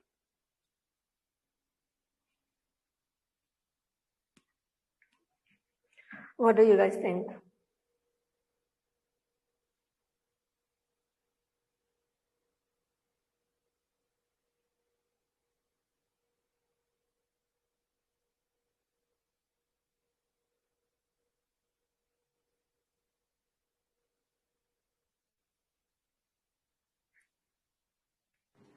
Ma'am, G of represents a function for the number of years, right? Yes. So for each, it makes sense that it will be greater than the f of m, like number of accidents, because even if in this year there is accident, for the next year if there is no accident, f of m remains 0. So the function for the years should be greater than the number of accidents, right? Oh, but okay. So, okay, I see what you're trying to do, and I actually wanted someone to say this. Good. So, what you are trying to say is that the addition of these guys will always be lesser than this n, right? Or equal to this n, right? But what if I define my f of x as 2x and I define my g of x as just x? Then what's going to happen? Then this no longer is true, right? The reason that you just gave. Do you understand? Yes, ma'am. Okay, good. So there is something else. What else can we use? But that was, I mean, that is what even I would think first when I see this.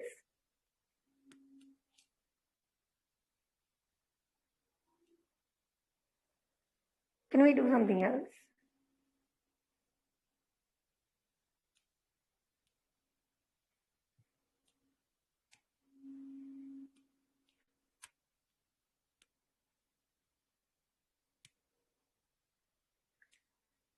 So always, whenever we are talking about inequalities, try to see the thing that is into consideration, and always like there is something that keeps them bounded. So yeah, just try to have a look, stare those equations, stare that inequality and see if there's something that you can come up with.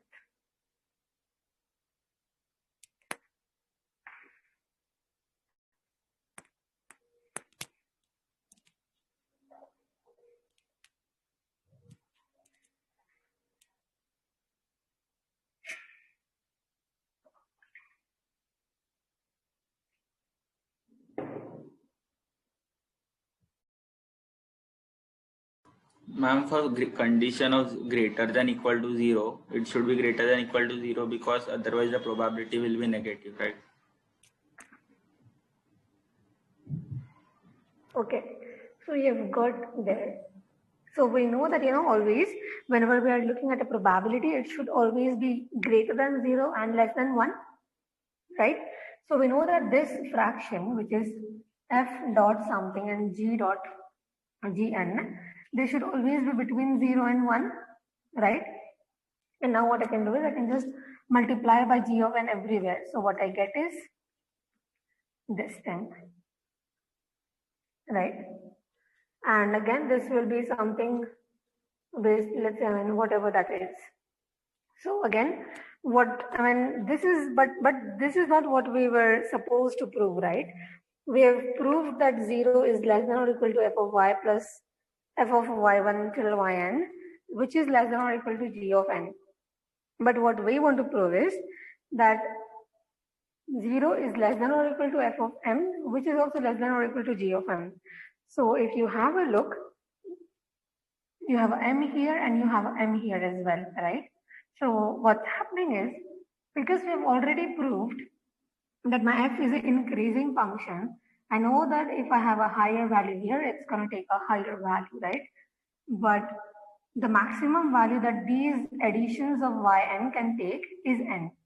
So if I even take the most higher value that this guy can ever have, it will be fn less than or equal to g of n, which is less than or equal to 0, right?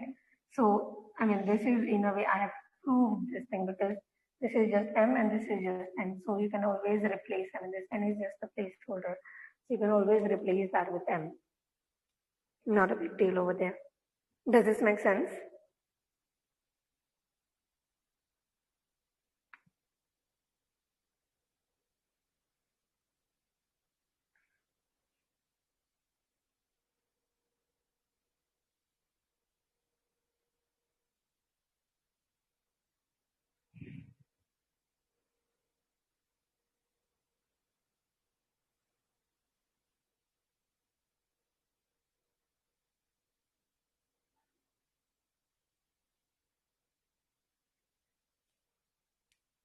Any doubts so far?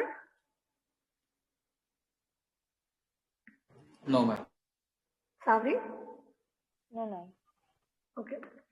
So clear. All right. So now let us try to look at what they're asking us next. Yeah. They're saying to interpret this model in the case where f of m is m and g of n is n. Okay, so this is easy, right? Basically, whatever you have within this is what you get at the end. So let us say if we have that, the probability that there will be an accident next year is just equal to y1 plus y2 up until yn upon n, right? So what do you guys think is happening? You guys can clearly see, right, that this is just the sample average of all the accidents that you can have in the past year. So either 0 or 1, and you divide it by n, which is the total number of past years that you have. So the total number of years that you're looking at in the past. So I guess this is just kind of like taking an average. So yeah, that's it. And as we have already seen that this does not satisfy Markov property. So let us say we have a look at the cumulative accidents that can happen. So again, before we discuss this cumulative accident case, I remember that when we were studying the stochastic processes chapters, we had a look at an example which was about rolling a dice, right? And we said that let us say if I roll a dice today and up until a month, what I do is, let us say if I roll a dice today, I got a 5. I roll a dice tomorrow and I got a 3. So I add those up and I save that number, okay? That will be 8. So I know that whenever I'm starting to roll a dice at day 3, I have had a total of 8 from the past. So if I'm modeling the cumulative number that I get, so the cumulative sum of the dice rolls for a month, what do you guys think? Will that be Markov or not Markov? So basically what I'm trying to say is the cumulative addition of dice rolls that I will have at day 3, does it depend only on the cumulative addition that I have at day 2, or does it also depend on the addition that I have at day 1? What do you guys think? It will depend only on day 2. Right? And why do you think so? Because on day 2 it is considering both the day 1 addition, day 1 dice number as well as day 2 dice number. Exactly right. So what matters to figure out the day 3 dice number, day 3 cumulative is just the day 2 cumulative number, right? It doesn't matter what happened in 1. It's already been taken into account in the 2's case. Okay, so you can clearly see that, whenever I'm looking at a cumulative, it's Markov, right? Because only what has happened in the immediate past state matters. So same will be the case here as well, but here we are looking at the accident case. So let us define xn as the addition of y's up until n. So I think I'm not gonna write that. So what I can do is, so here they have also explained that, why these should be positive numbers, positive functions.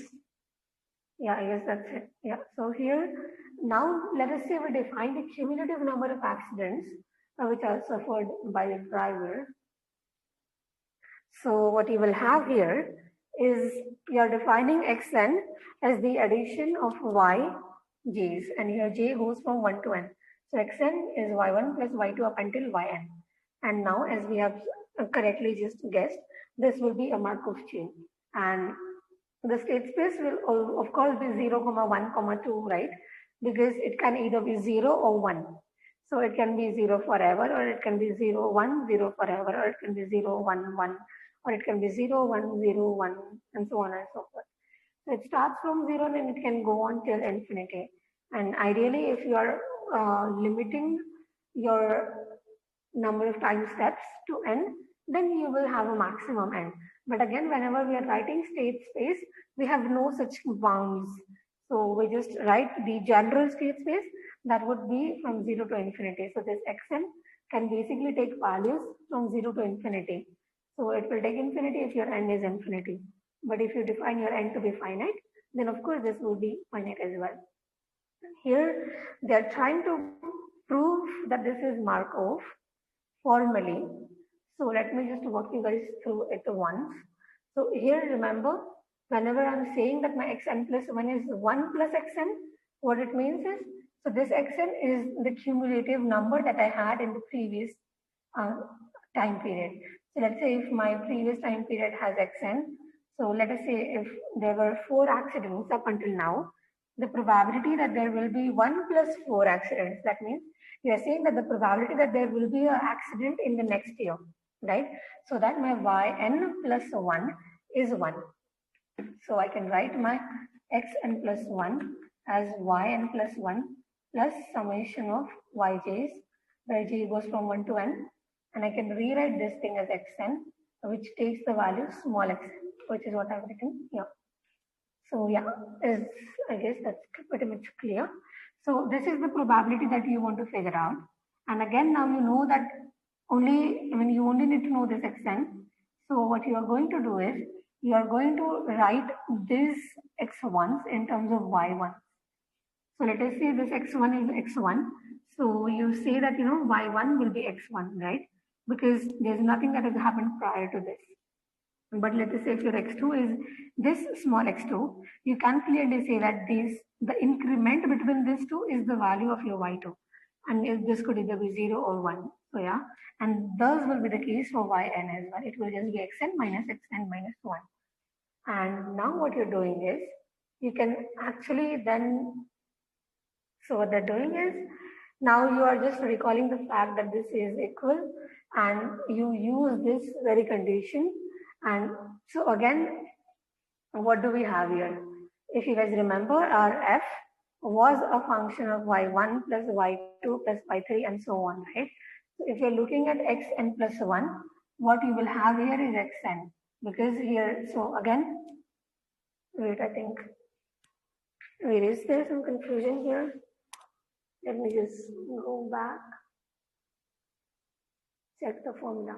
Yeah, so you see we had yn plus 1 here, and again we only have information up until yn, so you add only up until yn, okay? You can't possibly add n plus 1. So here you are doing the same thing. You will have xn here, and what is xn? Xn is the number that you get once you add all of these small y's, and that is the cumulative number of accents that you have had up until now. And again, to figure out this, you only need to know the value of this xn, and once you know the value of this xn, all of this past doesn't really matter much. So this can just be rewritten as this. So again, it doesn't become unconditional, it is still conditional, but conditional only on the immediate past, not all of these values. And these can easily be represented as f of xn upon g of n. So again, they are just trying to prove formally that this is the probability that you will observe an accident in the next year, and this only depends on n and xn here, once you've defined f and g. So this xn is what you have in the past. So yeah, these values x1, x2, xn minus 1 doesn't really matter much. And because it only depends on xn, which is in the past, to predict the future, it's Markov. So our process, capital Xn, has the Markov property. Oh yeah, and again, they're saying that the chain is only time homogeneous if g of n is constant. So, okay, so can someone tell me, what do you understand by this line? The chain is only time homogeneous if g of n is constant. Think about it. Or maybe they have actually explained it here, but I want you guys, so can someone read this and try to explain me, what does it say?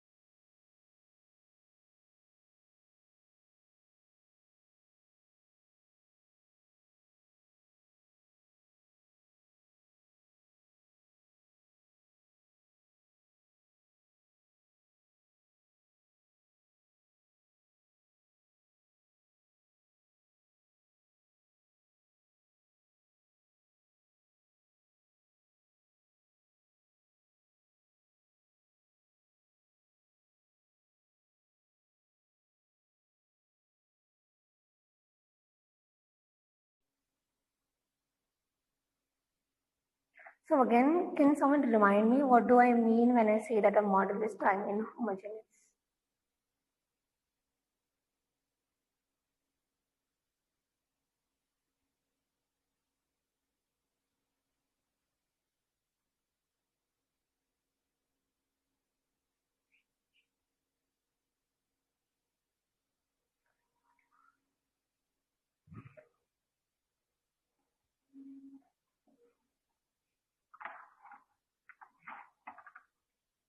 The probability for each time period will be different.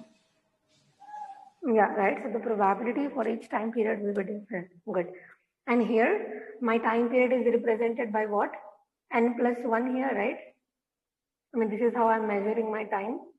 So again, if you know that the probability that this xn plus 1 is equal to 1 plus xn is different for all of these different. So again, what it means is that this probability is not the same for all n, right? So I know that my f of xn will be the constant, right? Because this xn value I know, and this will always be constant. But this probability will remain same for each of this n only if my g of n is also a constant, right? I mean, if my g of n is not constant, then this probability will vary across different n's. I mean, if my g of n is not constant with n. So what I mean to say when I'm saying that my g of n is constant is that my g of n should not be n. My g of n cannot be 2n. My g of n should be something like 4, should be something like 5. Basically, it should be same for each n, because if it varies with n, let's say if I'm looking at the probability that my x 2 plus 1 will be, forget about this, forget about each of these. I mean, you can forget about this x's as well. So I'm just going to say it in words. What I meant to say is, if this my g of n depends on n, this, if you change this x, then that is also going to change, right? So if you change the time period that you're looking at, the probability that you will have an accident in the next year will be different than the probability that you would have had an accident in the past year. So what it means, I mean, maybe I should say that, x2 and x3. So this, the probability that you will have an accident in year 2 will not be the same as the probability that you would have an accident in the year 3. And again, I mean, this would be the conditional, but I was being lazy and I didn't write it. Does this make some sense?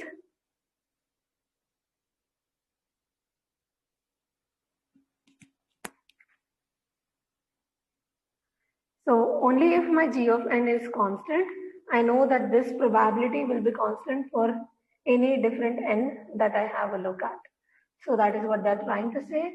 And again, this kind of does not make sense because of the very reason that they have explained here. So they are giving you an example of a man who is, let's say, 45-year-old, and he has done, let's say, 2 accidents in the last 20 years.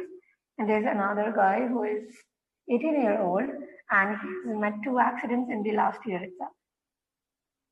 So in 1 year, this guy has had 2 accidents, and in past 20 years, this guy has had 2 accidents. So same number of accidents, but less number of time for this 18-year-old, and way much more number of time for this 45-year-old. So again, we have already had a look at this, and if this is kind of, I mean, if this is the scenario, then it makes much more sense to have a look at a time inhomogeneous model, because we would want these to differ. We would want these to differ by the number of past things that we're looking at. So again, this should be ideally a time inhomogeneous model. If we're looking at past 20 years, the probability that there will be an accident should be different than, let's say, if we're looking at the past 18 years, if the number of accidents we're assuming are same. So I guess that's it about, and then there's one more question. So let us just try to do this question, okay? Now they are saying, okay, so now they've defined this function. So you see that this gn is now 1 plus n. It is not some constant, right? It depends on n. So yeah, now how do you guys think I should go about solving this? So now you see that what we are solving is indeed a time inhomogeneous model, right? Because this depends on n. So we are looking at time inhomogeneous model. And they have defined this probability that there will be an accident next year is 0.5 plus xn upon 1 plus n. This is, I guess, fine. So the probability that a driver has an accident in the second year, given that they did not have an accident in the first year. So basically, can you guys help me to figure out what should I write here and what should I write here?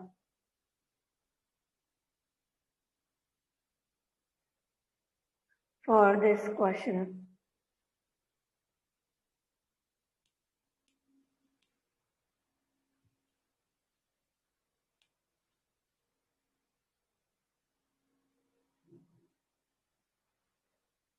So, ma'am, we have to calculate the probability for the second year, right? Yes. So, y2 should be there. Therefore, n will be 1. Yes. So, y2 is equal to 1. And x1 should be given that x1 should be 0. It is said Exactly. that in the previous. Right, and the answer will just be 0.5 plus 0 upon 1 plus 1. That's it, right? So it's going to be 1 by 4. Okay, good. Now let us have a look at the second question. Now, second question is asking us to figure out the probability that a driver has an accident in the 11th year, given that they have had an accident in each of the first 10 years. Okay, this is good. Sabri, now I'm looking for an answer from you. What do you think I should write here and here? And it will be y11 equal to 1. Yeah.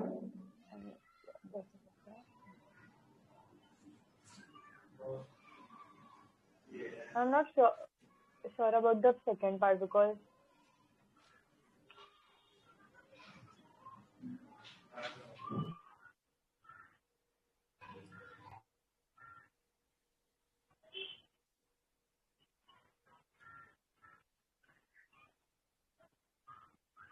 Why aren't you sure about this second part? ma'am, will it be x10 equal to 10? And why do you think it should be x10 equal to 10?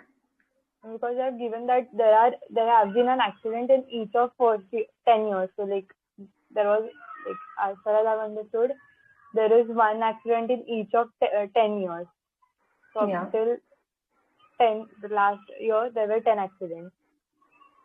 And you have understood it exactly the way it has to be, So yeah, it is correct. And this is actually what we are trying to figure out. So I know that my n is now just 10 and my small of xn is also 10, right? So this will be 0.5 plus 10 upon 1 plus 10, right?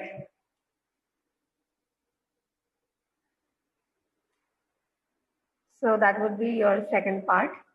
And that's it. I mean, you can figure out the value. I couldn't care less. So yeah, now there is one more question. So they're saying is that we have to figure out the ijth entry in the one-step transition matrix. So you see, right, they have Pn, n plus 1. So they have defined this of the Markov chain xn. Okay. So basically we have to determine what are the chances of going from some state to the other state. Here, I mean, we aren't looking at any particular state. So we are looking at time n, and then we have time n plus 1. And this is the chain xn. So I mean, states are just the numbers 0, 1, 2, and so on and so forth. So yeah, what do you guys think I should do for this?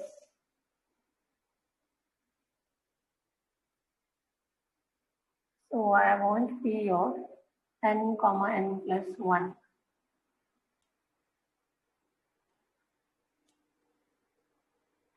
Okay, first of all, I not only want this matrix, they're asking me ij, right? So I also should write ij here. So I care only about one probability out of this matrix. Okay, that's good. But again, what will help us is to try to figure out what this says. So if I were to rewrite this in normal terms, this would be the probability that at x plus 1, at n plus 1, I am at state j, given that at xn, I am at state I, right? So, yeah. How will you determine this?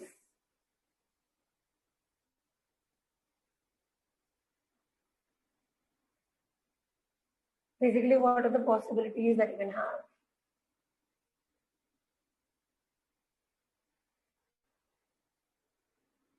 And we know this, okay? We know this.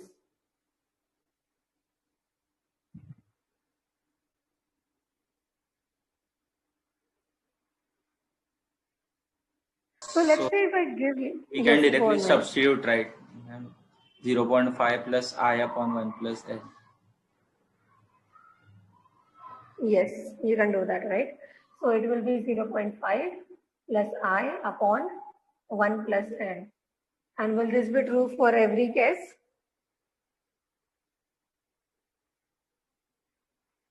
No, right? I mean, this is the probability only if you meet with an accident, only if you have an accident, right? Yes, ma'am. So J equal to 1. J will be equal to I plus 1. So let's say if this was 10, the very fact that next year it will be 11, J equal to I plus 1, right? And so if J equal to I plus 1 and if J is equal to I, this is, what will this be? This will be 1 minus of this, right? So this will just be 1 minus 0.5 plus I upon 1 plus N. And it will be 0 for any other case. So yeah, that's it.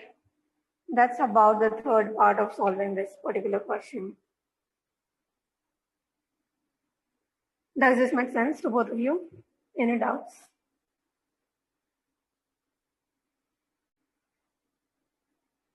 No, it's clear. Okay.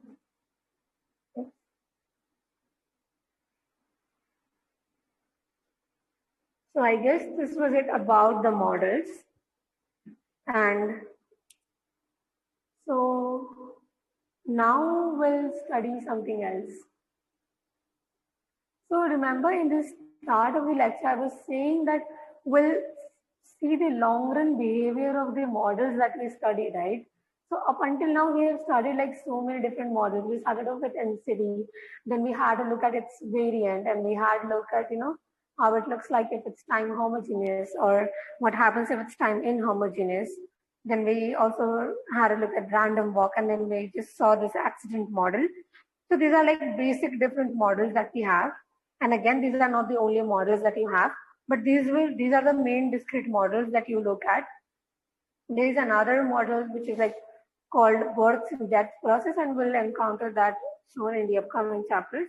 But for this chapter now, for the rest of the chapter, we will try to analyze the models that we have yet studied in further depth. So to do that, I guess we need to know certain terms and we need to know certain things, certain possibilities about the states. So the very first thing I want you guys to know about is, okay, let me just draw some state. Let us say this is my Markov chain. Okay, so even if I don't write that this is 1, and if I just draw these 2 arrows, I know that the very fact that I haven't drawn an arrow from 1 to 2 means that this is 0 and this is also 0, right? So let us say if I give you guys a Markov chain like this, what do you guys think? I mean, it's clear, right? There's no way I can be at 2 if I start at 1, and there's no way I can be at 1 if I start at 2, right? On the other hand, let us say if I give you guys some another model, which is something like this. So you can reach 1 even if you're at 2, and you can reach 2 even if you're at 1, right? There are a number of possible ways that you can do this thing. So Again, this property of these state spaces is actually called irreducibility. Let me explain. That sounds a bit.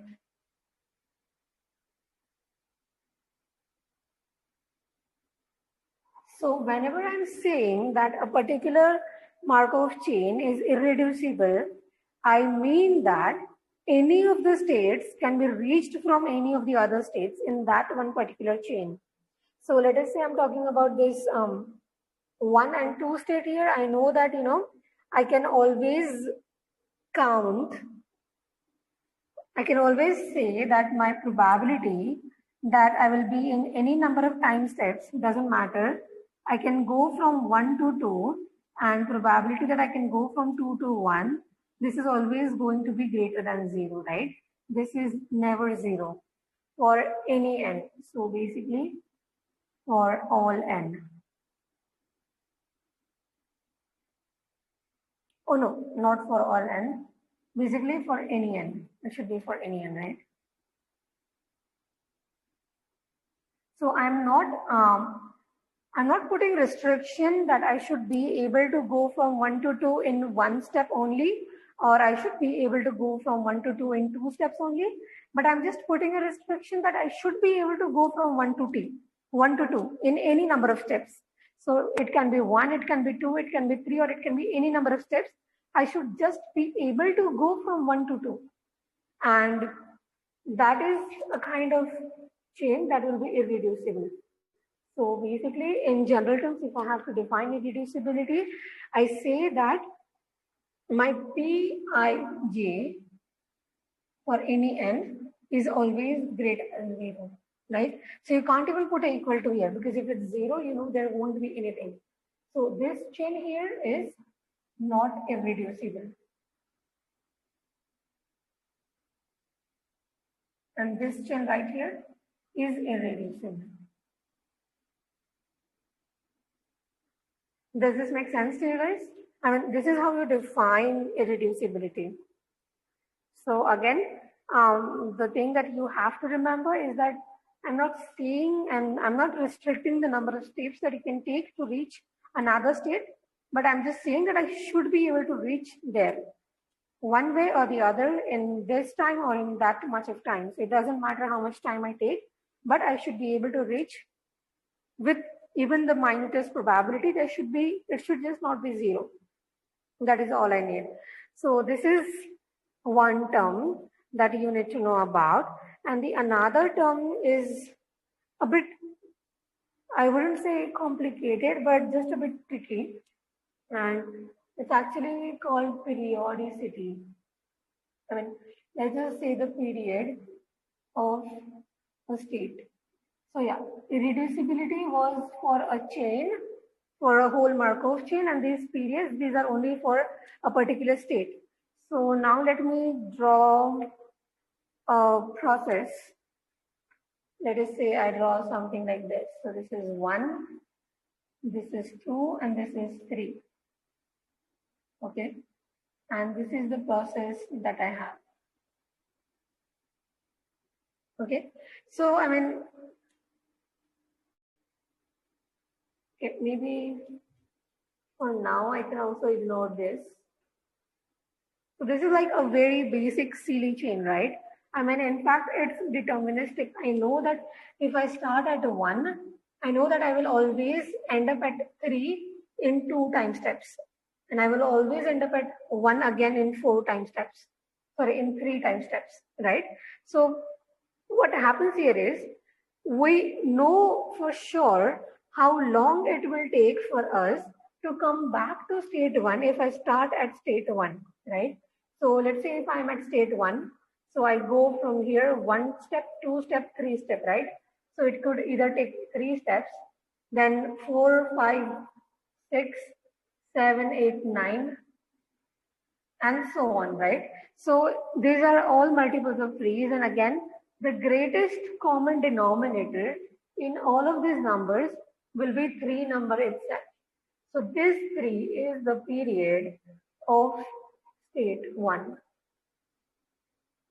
And again, remember, I mean, so that will be the period. I mean, that is how we define the period of a state. So in terms of mathematics, I mean, this is simple thing, right? I want to kind of not try to explain that in math terms because it seems a bit complicated. But let us have a look at another process. So let us say I just do one simple addition now. So this was the process, and what I now do is I just create a loop from 1 to 1 back to itself. So now can you guys say, I mean, okay, so I mean, this is just one twist that I have done. But now if you were to define the number of the number of steps it will take me to reach back to 1, if I start at 1, what do you guys think I should write here? What are the number of steps I will need to go back to 1?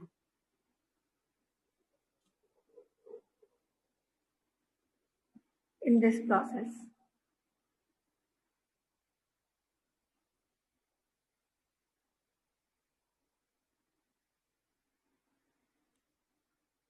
Anyone?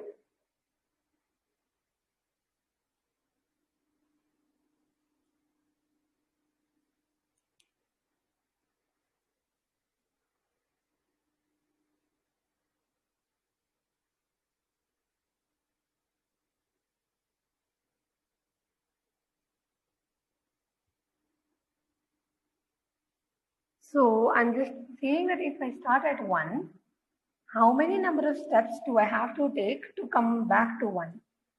So in this case, I know, yes. 1, right? 1. It can be 1. 3. It can be 3. Or then it can be 6. 9. It can also be 2. I mean, you are at 1, 1, again 1.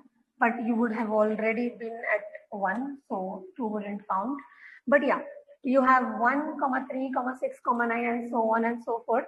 Right? I mean, you can also have 2 and so forth. I mean, you can basically count that as well. So yeah, I mean, the greatest common denominator in these numbers would be what? So the very fact that you have a 1 here, you can't have 3 as a common factor of 1, right? The greatest common factor is always 1. The highest common denominator that you can divide all of these numbers and get an integer is 1. Because if you divide 1 by any number which is greater than itself, it's not going to be an integer, right? So I know the greatest common denominator here is 1, and that is why 1 is the period of state 1. Does this make sense?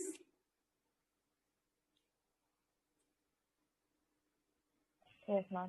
So again, if you see here, if I ask you guys to figure out the period of state 2, can you guys do that? So what are the number of steps I can reach to in? Let's figure out that.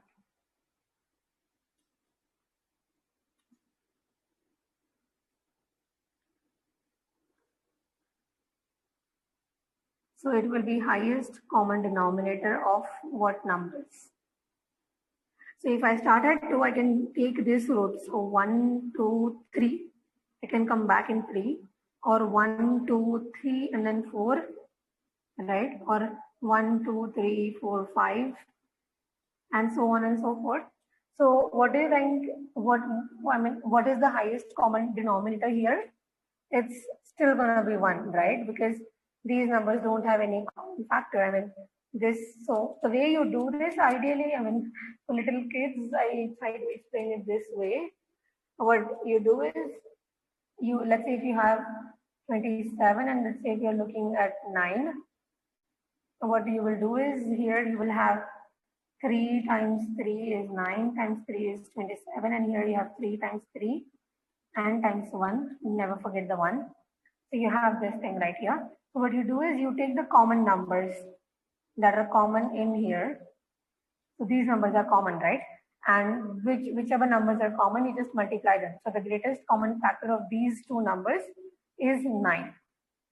And so will be the case here, right? Because so if you, not so, but if you do here 3 can be only written as 3 times 1, and 4 can be written as, let's say, 2 times 1. But there is no common factor in these two except 1.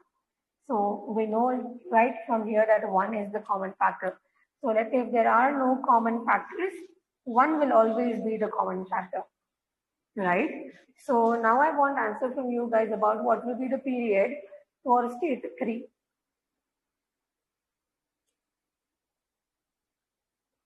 Maybe I should keep that.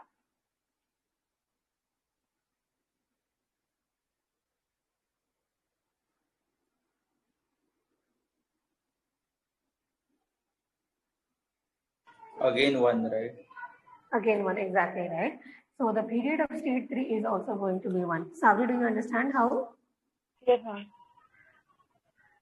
So what is it that you are observing is rendering the periods of these states to be 1? What change did we make?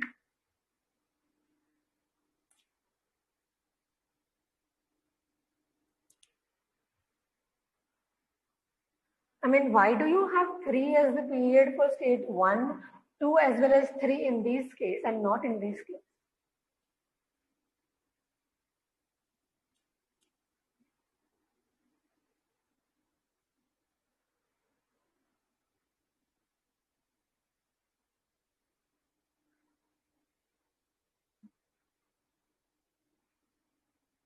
Because in the second model, we have given the possibility that in the next time period also we can remain in the same state.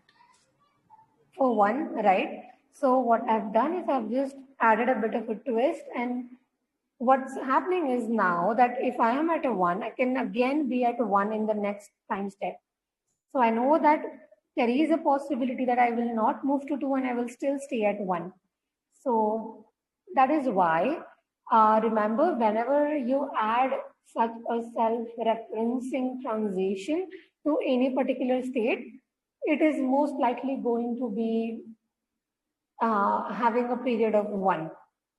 Because if that's the case, then you know that you can, just loop here as many number of times. So if you just do 1 loop here, I know that you can increase this by 1. So wherever it would have taken 4 steps, now you can just add 1 more loop and it would take 5 steps to come to that particular state. And again, if you are having 2 consecutive numbers, it's very unlikely. I mean, it's not the case that you will have any greatest common factor other than 1. So that will render you with a period of 1 for that particular state. Okay.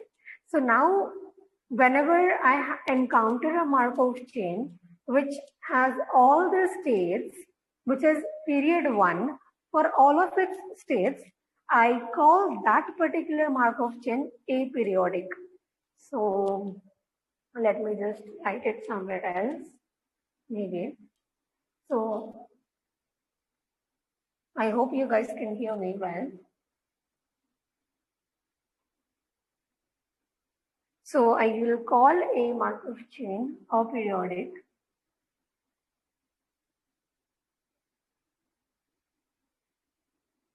If all the states have a period of 1.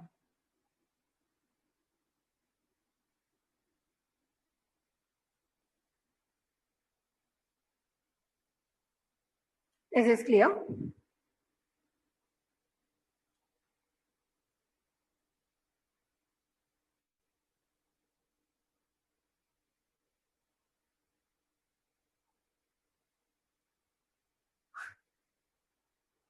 Okay, so this is one result, and there is one more result that we can actually infer.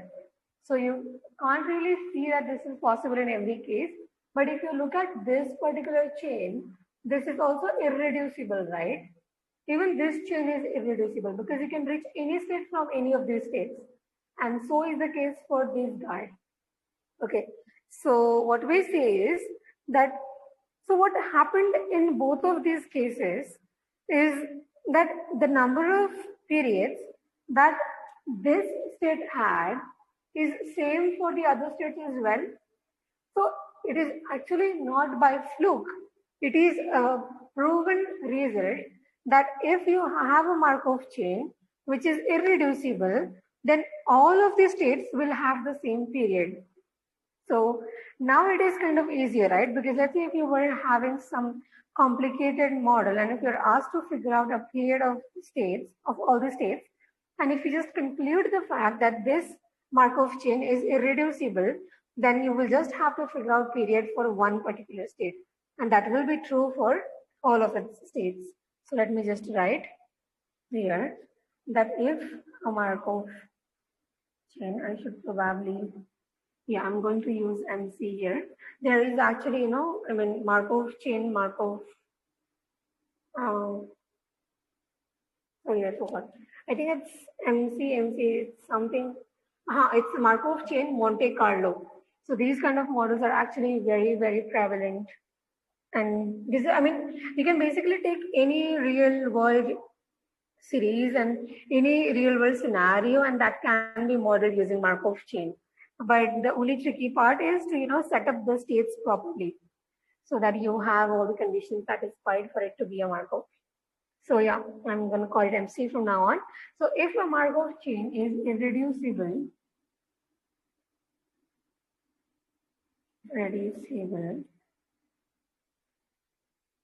all the states have same period. Yeah, so this we can call, these two are important, okay?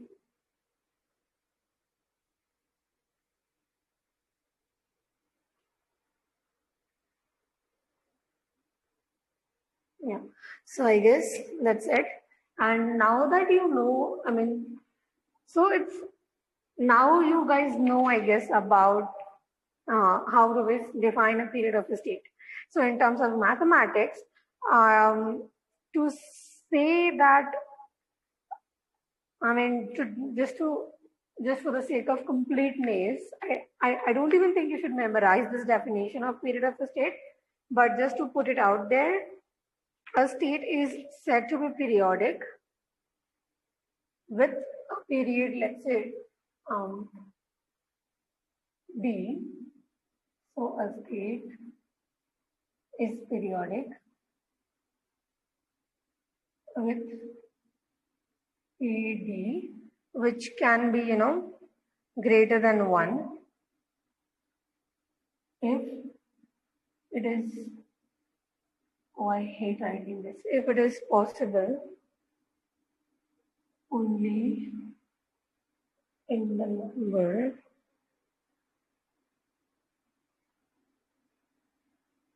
steps that is a multiple of 2.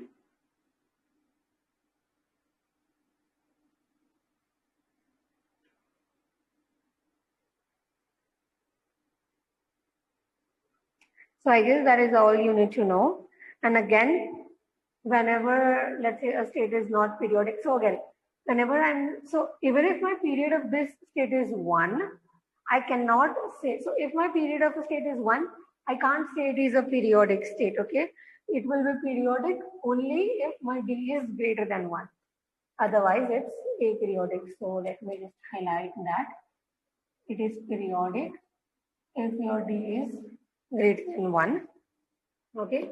And the another result that you guys should know is that, let us say if a state is not periodic, so I know for a fact that it is going to be aperiodic, right? Because the state will be periodic for all the cases where D is greater than 1. So if my D is not greater than 1, then it means that my D is going to be 1. So yeah, that is the another result. A state is aperiodic if it is not periodic. So I guess this is just another definition you can remember. You don't even have to remember this definition, okay? This is, I've just written it for the sake of completeness on this flip chart. But you guys know intuitively what does it mean, by period of the state. And again, we have also had a look at, did I skip? I'll delete that page later on. Yeah. So we also had a look at irreducibility, and what it means is that you should be able to go from each state to any other state, right? And that is what you mean by irreducibility. Okay. So these are, like two concepts that will in a way help you to determine what will be the long run behavior of a Markov chain. So sometimes what happens is, let's say if I tell you that I'm looking at the NCD model, which was the no claims discount model, and let's say my time is 1000. So I would kind of expect that after 1000 iterations, the probabilities of being in each state should kind of remain constant, right? I mean, just to maybe what we can do is, let us have a look at so we have had a look at this, but again, let us say we have heads and we can also observe tails, right? So the chance that we have observed heads today and will observe tails tomorrow is half. Same, and same. So this process is irreducible, and this process, what do you guys think? Is this process periodic or is this process aperiodic?